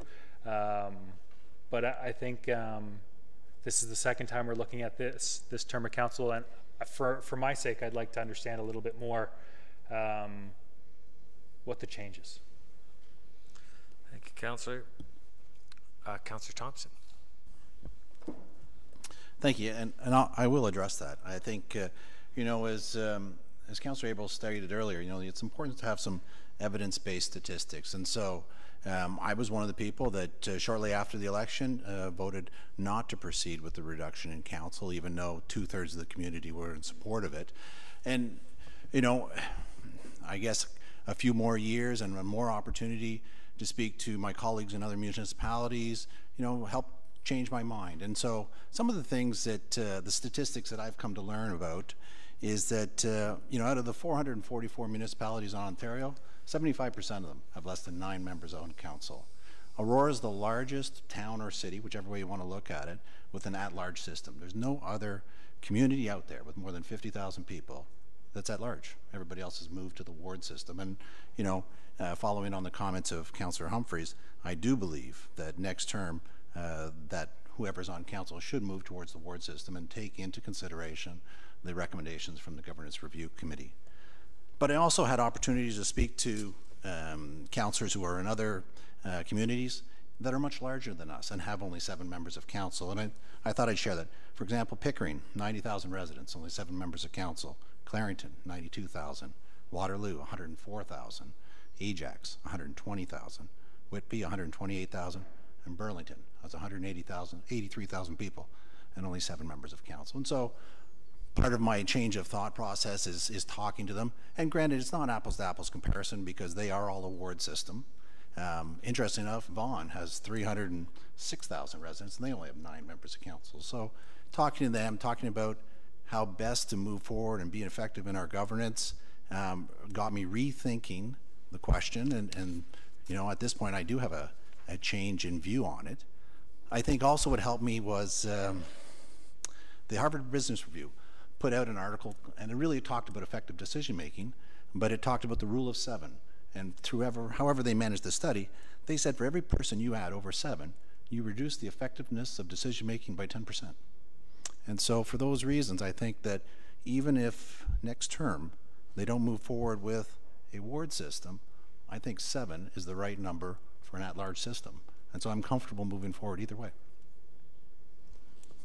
Thank you, Councillor. Councillor Tom. Thank you, Deputy Mayor Abel. To assuage any concern about Councillor Perry, that on my behalf, I will not be in favor of the motion. So I'll be consistent with my vote that he brought up from earlier. I'm not in favor of reduction of size of council. My vote will not be different from when we looked at this from the start of the term. It's interesting, the paper article that Councillor Perry noted mentioned it was 7-1, although our recorded vote information on our website said it was 7-2, so I'm not sure if there needs to be clarification or not, but Councillor Perry was one who voted in favor of it, and then according to our website, Councillor Abel also voted in favor at the time, but I'm not sure if that's not correct, then something has to be looked at, which would be interesting. But so according to our website, it was a 7-2 defeat. And I think that Councillor Thompson mentioned some, interesting information with respect to the other municipalities in Ontario with larger populations that have a smaller council than we do. I'm not sure that those residents might be as well served as if they had a larger council. Aurora's had 8 councillors for a long time. I think it goes back to when Aurora was a very small village and certainly doesn't have the population we have today. So I think it served us well, and I think more representation, more views, and more voices at the table is better, especially as our population grows to 80,000 people by, I think, 2041, and that's the minimum. The province and the federal government have increased the size of both the provincial legislature and the House of Commons over the last, I think, few years. I think the House of Commons was a couple years ago, and the province this year has followed suit. Aurora is now 2 ridings, both federally and provincially. So I think, in my opinion, more representation and more voices at the table is always a good thing. I understand that my opinion is contrary to the referendum that took place at the last election, and so certainly I have to, like everyone, face the voters for the decisions you make at council, and I'm comfortable with knowing that I think this is what's best for the town, is to maintain the 8-person council.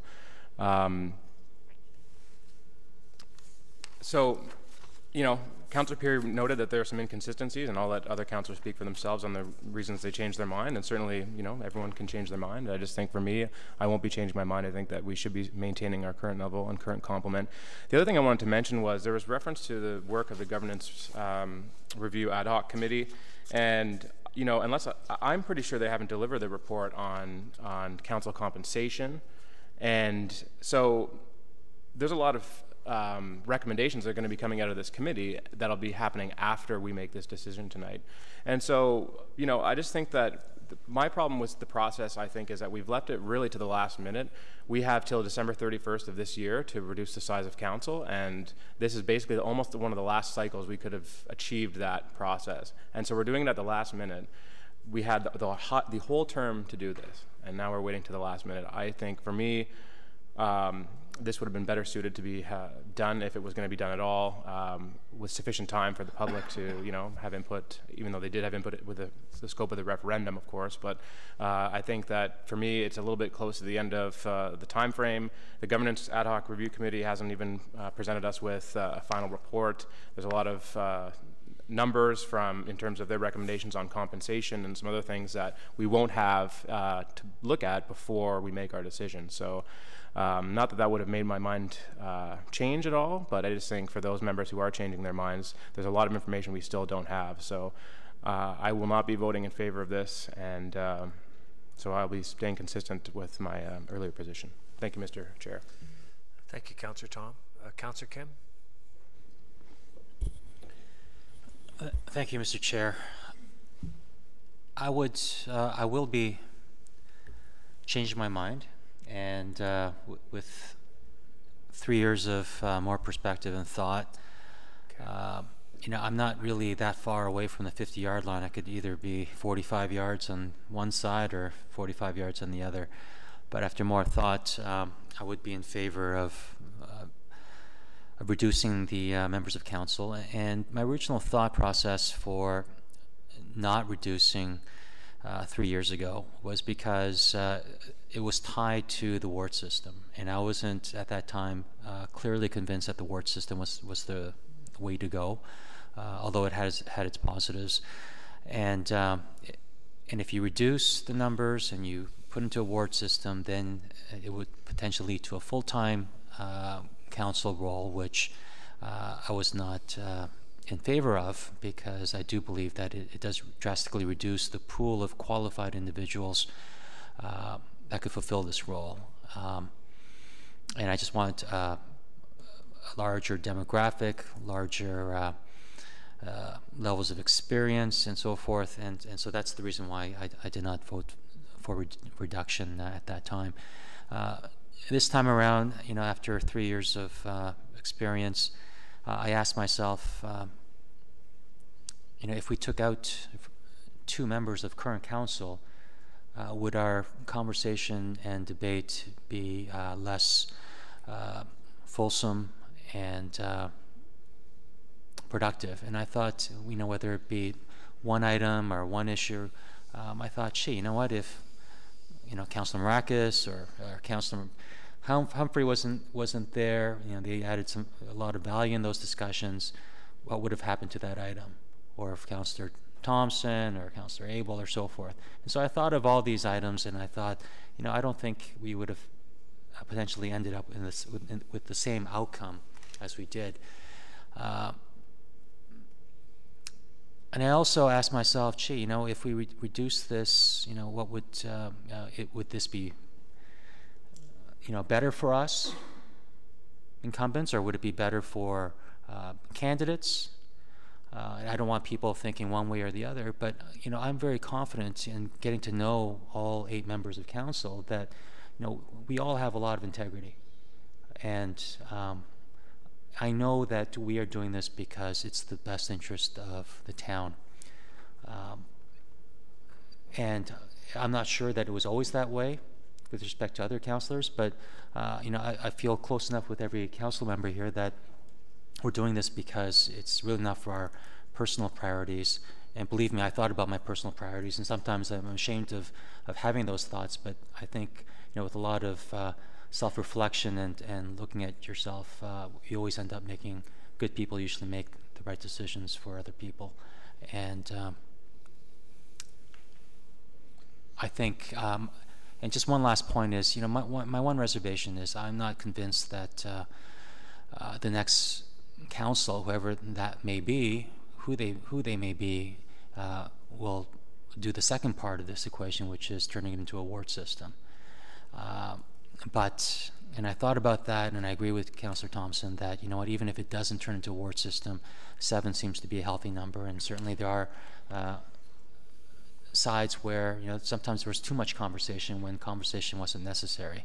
And I think, you know, I think, and my last comment is that, you know, in any healthy debate, you know, you need a voice of reason, you need a voice to give pause, and you need a voice to play devil's advocate to have a fulsome debate, and I think 7 would certainly still do that. So for those reasons, I'd be happy to vote in favor of the reduction.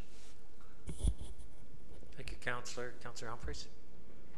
Thank you, Mr. Deputy Mayor. And most of my secondary comments have been said. I don't want to be repetitive, but just as a final comment from me, again, over the last 3 years into this term, and the changing demographics of our town, you know, the focused effort of the 6 councillors and 1 mayor, and I do hope that it continues to a ward system, I believe is the right way to go.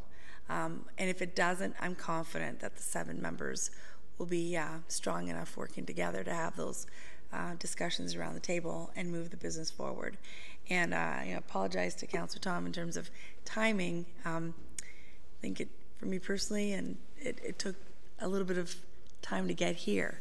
We had that discussion very beginning of our 2nd term, and maybe, you know, not for me personally, separating the 2 was a difficult decision to make. Now, for me, in my learnings, I'm very confident in moving in this direction. Thanks. Thank you, Councillor. Councillor Gardner. Thank you. I just would like to point out that there was a 2/3 vote and a 1/3 turnout. So I don't know what percentage that equals. I'm not in favor of this motion. To me, there's a lot of work to be done. There's a lot of committee work. There's a lot of public work that has to be done. This has been a very unusual council, a great council, in that everybody attends most of the time. That's not always the case. So if you take it down to 6, you might have 5 or 4 councillors and the mayor making decisions. I think we have to just kind of take that into account. I think when the question was asked on the ballot, there were no parameters around it. So I think a lot of people said, "Oh, 6 councillors, good. It's going to save us some money." I don't know if that's the truth or not, but that is something that I did hear from a lot of people. I would be in favor of 6 full-time councillors. I'm not in favor of 6 part-time councillors. Councillor Thompson? Oh, it's the 2nd time? It's my 2nd time. I don't know if yourself or anybody else wants to speak for the first time. I think everyone spoke. I mean, I'll just make a couple of comments, and we'll go to you, Councillor. I think compensation, going to the ward system, and reduction are my points. I think we'll move along like everyone else. I think it's our duty to do it. I'm very comfortable moving forward before the new year with 6. I would be comfortable also going ahead with a ward system. And also compensation. I think it's our role to set the table for the next term. There hasn't been compensation. Councillor Gardner, you brought that up several times over my 7 years. It's the same pay scale. And there's a number of reasons I'm in favor of it. But I do believe we will be better served if we make it a little more competitive and we offer more in compensation. And then also if everyone has a ward system, I think our residents would be better served. I think that was brought out in the referendum we put on the election, and I thank Councillor Humphreys for bringing this forward. Councillor Thompson.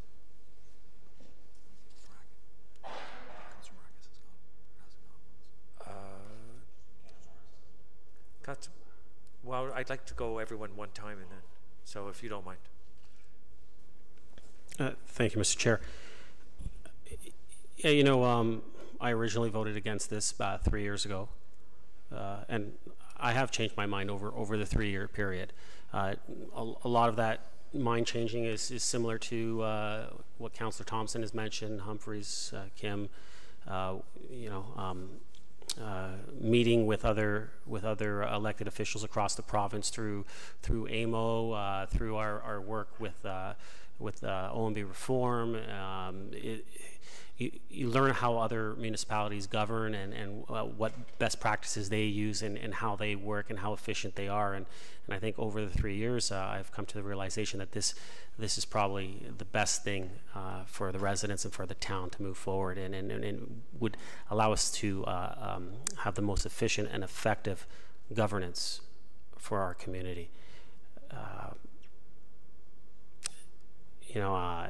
Reading some of the reports helped change my mind as well. The one from the Harvard magazine that Councillor Thompson mentions, I think hearing that as well helped bring me to where I am today. But I do think that this is in the best interest of our town and our residents, and so I think this will help us move forward towards that, possibly towards that ward system. And I agree with Councillor Abel. I would be all for moving towards that ward system today if we could. Unfortunately, we are running out of time, and I think that's what the Governance Review Committee mentioned is that time was tight as far as a ward system, due to the fact that boundaries would be challenged at the OMB possibly, and so therefore all that work could be done for naught, and so therefore they decided to I think when we read that report was that for that to be looked at beginning of next term, and I think that this positions the next term of council, whoever that may be sitting at the table, to finally make a decision on that ward system and move forward with it. But I'm comfortable, just as everyone else is, a few have mentioned around the table, that even if it didn't move to a ward system, I think that this is in the best interest of our residents in our town. So I'll be in favor of the motion. All right, now I do have Councillor Thompson next, and then we're starting the second round, followed by Councillor Peary, Councillor Tomlin, and Councillor Gardner. So Councillor Thompson. Thank you. And I just want to add just a couple of points, is that, when I put forward that notice of motion in August of 2016 to start up the Governance Review Committee, one of the things that was hoping that the committee would look at really was compensation, structure, and so forth and stuff. But, as we know, unfortunately, a couple things happened that prevented the committee from starting early, and it wasn't until early this year that they really got going, and we did run out of time with regards to the ward system. I would have liked to seen it get done this year, that this council weigh in and make that decision one way or another. But on the advice of the clerk and the fact that it had to be in place before the end of this year, including an appeal period, it wasn't doable. And so I still think that we have a responsibility to make sure that council is as efficient and as effective as possible, and that's part of the reasons of still moving forward with half of this proposition when it comes to the structure. My own thoughts of it, next term I'd like to see Aurora move towards some of the hybrid systems that are out there, where you have ward councillors, but you also have some councillor or two that run at large, and one would be the deputy mayor and one would be the mayor, and then you could have an additional full-time person, especially since the region's looking at appointing alternates and so forth. So there's a whole bunch of changes that I think the next term of council will need to look at and move forward with. I think, as Councillor Abel mentioned, we are setting the table for them, and I think that this will bode well for the future. Thank you, Councillor. Councillor Peary. Just want to thank everyone around the table for indulging me and helping me understand the change of mindset. It really is greatly appreciated. I think this was the right decision in 2013. I think this was the right decision in 2015, and it's definitely and continues to be the right decision today. So I'm happy, I think, to see us moving in this direction. Thank you, Councillor. Councillor Tom. Thank you, Mr. Chair, and I'd just like to reiterate that all of us are making decisions with what they believe is the best interest of the town. I do not agree, and I think a reduction in the size of council does not best serve the town's interests, and our current composition in terms of number does. But the voters will ultimately decide in the next election you know, all of our voting records for every issue we've ever had at council will be in voters' minds, and this may be one of them, it may not. But in my opinion, you know, I have to do what I think is best for the town, and I think that concentrating power in fewer people, and in my opinion, reducing the voices at the table, the elected voices at the table, is the wrong way to go. So again, I'll be voting against this. Thank you. Thank you, Councillor. Councillor Gardner. Thank you, and thank you to Councillor Thompson for doing so much research. I just would like to know, in the councils that have 6 councillors, was there a breakdown between part-time and full-time councillors? Councillor Thompson, please. I'm sorry, I didn't look into that specifically. I would think that the larger ones like Burlington and that I met, they're full-time, but I don't know if everybody is. A couple of them did have some hybrid systems where they had regional representatives, and those regional representatives obviously are full-time. But you know, I don't have a specific answer on all of them. Councillor? Thank you. And well, I feel very strongly about not reducing the number of councillors. I know I'm in a minority here, but I have been around for a long time, and in my opinion, that best serves the municipality. Thank you, Councillor. If there's no one else, we'll call a vote. Raise your hands, all those in favor, opposed, and vote, please.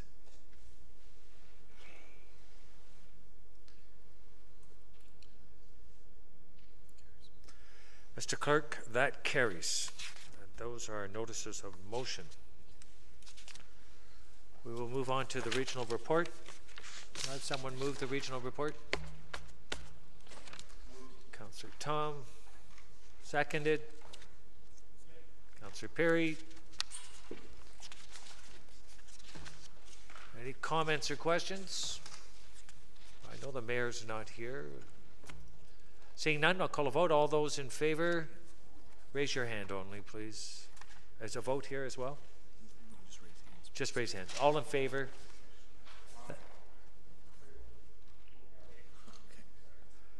All right. I think we can just, this last time, just touch, if you want, to clear it. We don't normally for the regional report, I'm told by the clerk, but we are this time. Thank you. We clear that. Everyone voted but Mayor Daw. All right. Confirming bylaws? No? Oh, new business, excuse me. We normally start on the left. Councillor Perry? I look forward to the tag team match of Councillor Marakis and Councillor Puri against whomever else to talk about the reduction of these two council seats. So anybody wants to take us on, we're ready. Councillor Kemp?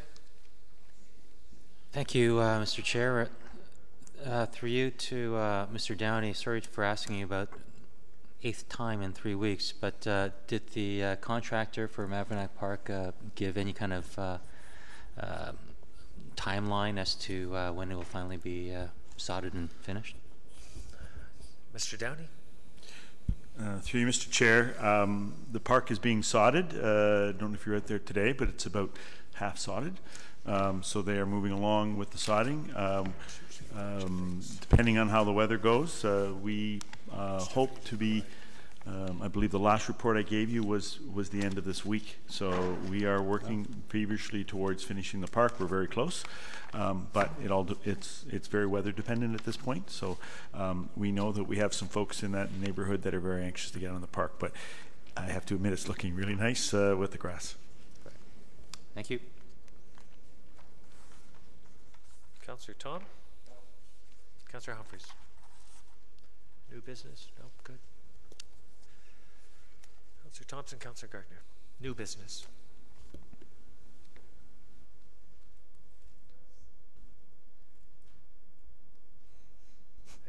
Thank you. So we were talking about inclusivity before, and in the past, because Hanukkah falls at Christmas time usually, We used to have a menorah or a Hanukkah, depending on your background. So I'm wondering, through you to, I have no idea who, could we look into that? I've already had some requests from residents. Is this something the CAO needs to do? Our acting CAO is acknowledged, so he'll bring that to the attention. I have to say, Mr. Deputy Mayor, I don't know how Mr. Ramuno wears so many hats. Yeah, he's got, he doesn't move. Thank you. Councilor Maracus? Thank you, Mr. Chair. Through you to Mr. Ramuno. Mr. Ramuno, the construction with the culverts over at Brookland, there's been some concerns, not only with the length of the construction, but also the disruption. And I've been made aware also that just this past Friday, that work was continuing from 8:30 at night to even up to 10:30 at night. And so I'm just wondering, did they have an exemption, or were they actually breaking our bylaw? Mr. Ramuno? To you, Mr. Chair. I haven't heard about the working, past 7 last week. I can certainly look into that. But our inspectors and planning staff have been out there every day, and we've been dealing with one of the commercial business owners who's raised concerns about the limited access. So we are working with those owners. The last large significant part of the work will be completed tomorrow. They're just installing the sanitary sewer manhole and those new lines. So a good portion of the road wasn't open, but we think that tomorrow the majority of the work will be completed. Thank you, and through to Mr. Ramuno again. Maybe I can send you. They have some residents sent me date stamped videos of when they were doing the work, and so maybe I can pass those along to you, and we can take a look and see what we can do. Is there anything that we can do if they did break the bylaws? Can we go back and find them for that, or? Mr. Ramuno? To you, Mr. Chair. Not sure about that. Not sure how the contract's worded, but our inspectors have been working with the contractors on site to ensure that they keep the road as as clean as possible while they're doing that significant work, and that they're that they're still on track. But we'll definitely have a discussion with them about if they're working past approved working hours. Thank you, Mr. Ramuno, and I appreciate you looking into this and making sure that they adhere to our policy. So thank you. Thank you, Councillor. Councillor Gardner, you put your name forward. Is there something did you want to bring up again? I did, thank you. And this culvert work has been problematic in many ways, as Mr. Ramuno knows. But they also worked on a Sunday. But, at this point, they're trying to get it finished. And so, I don't know.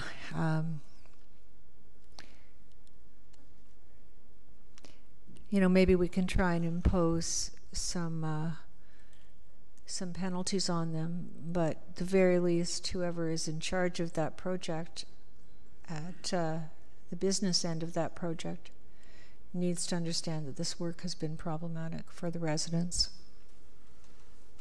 Thank you.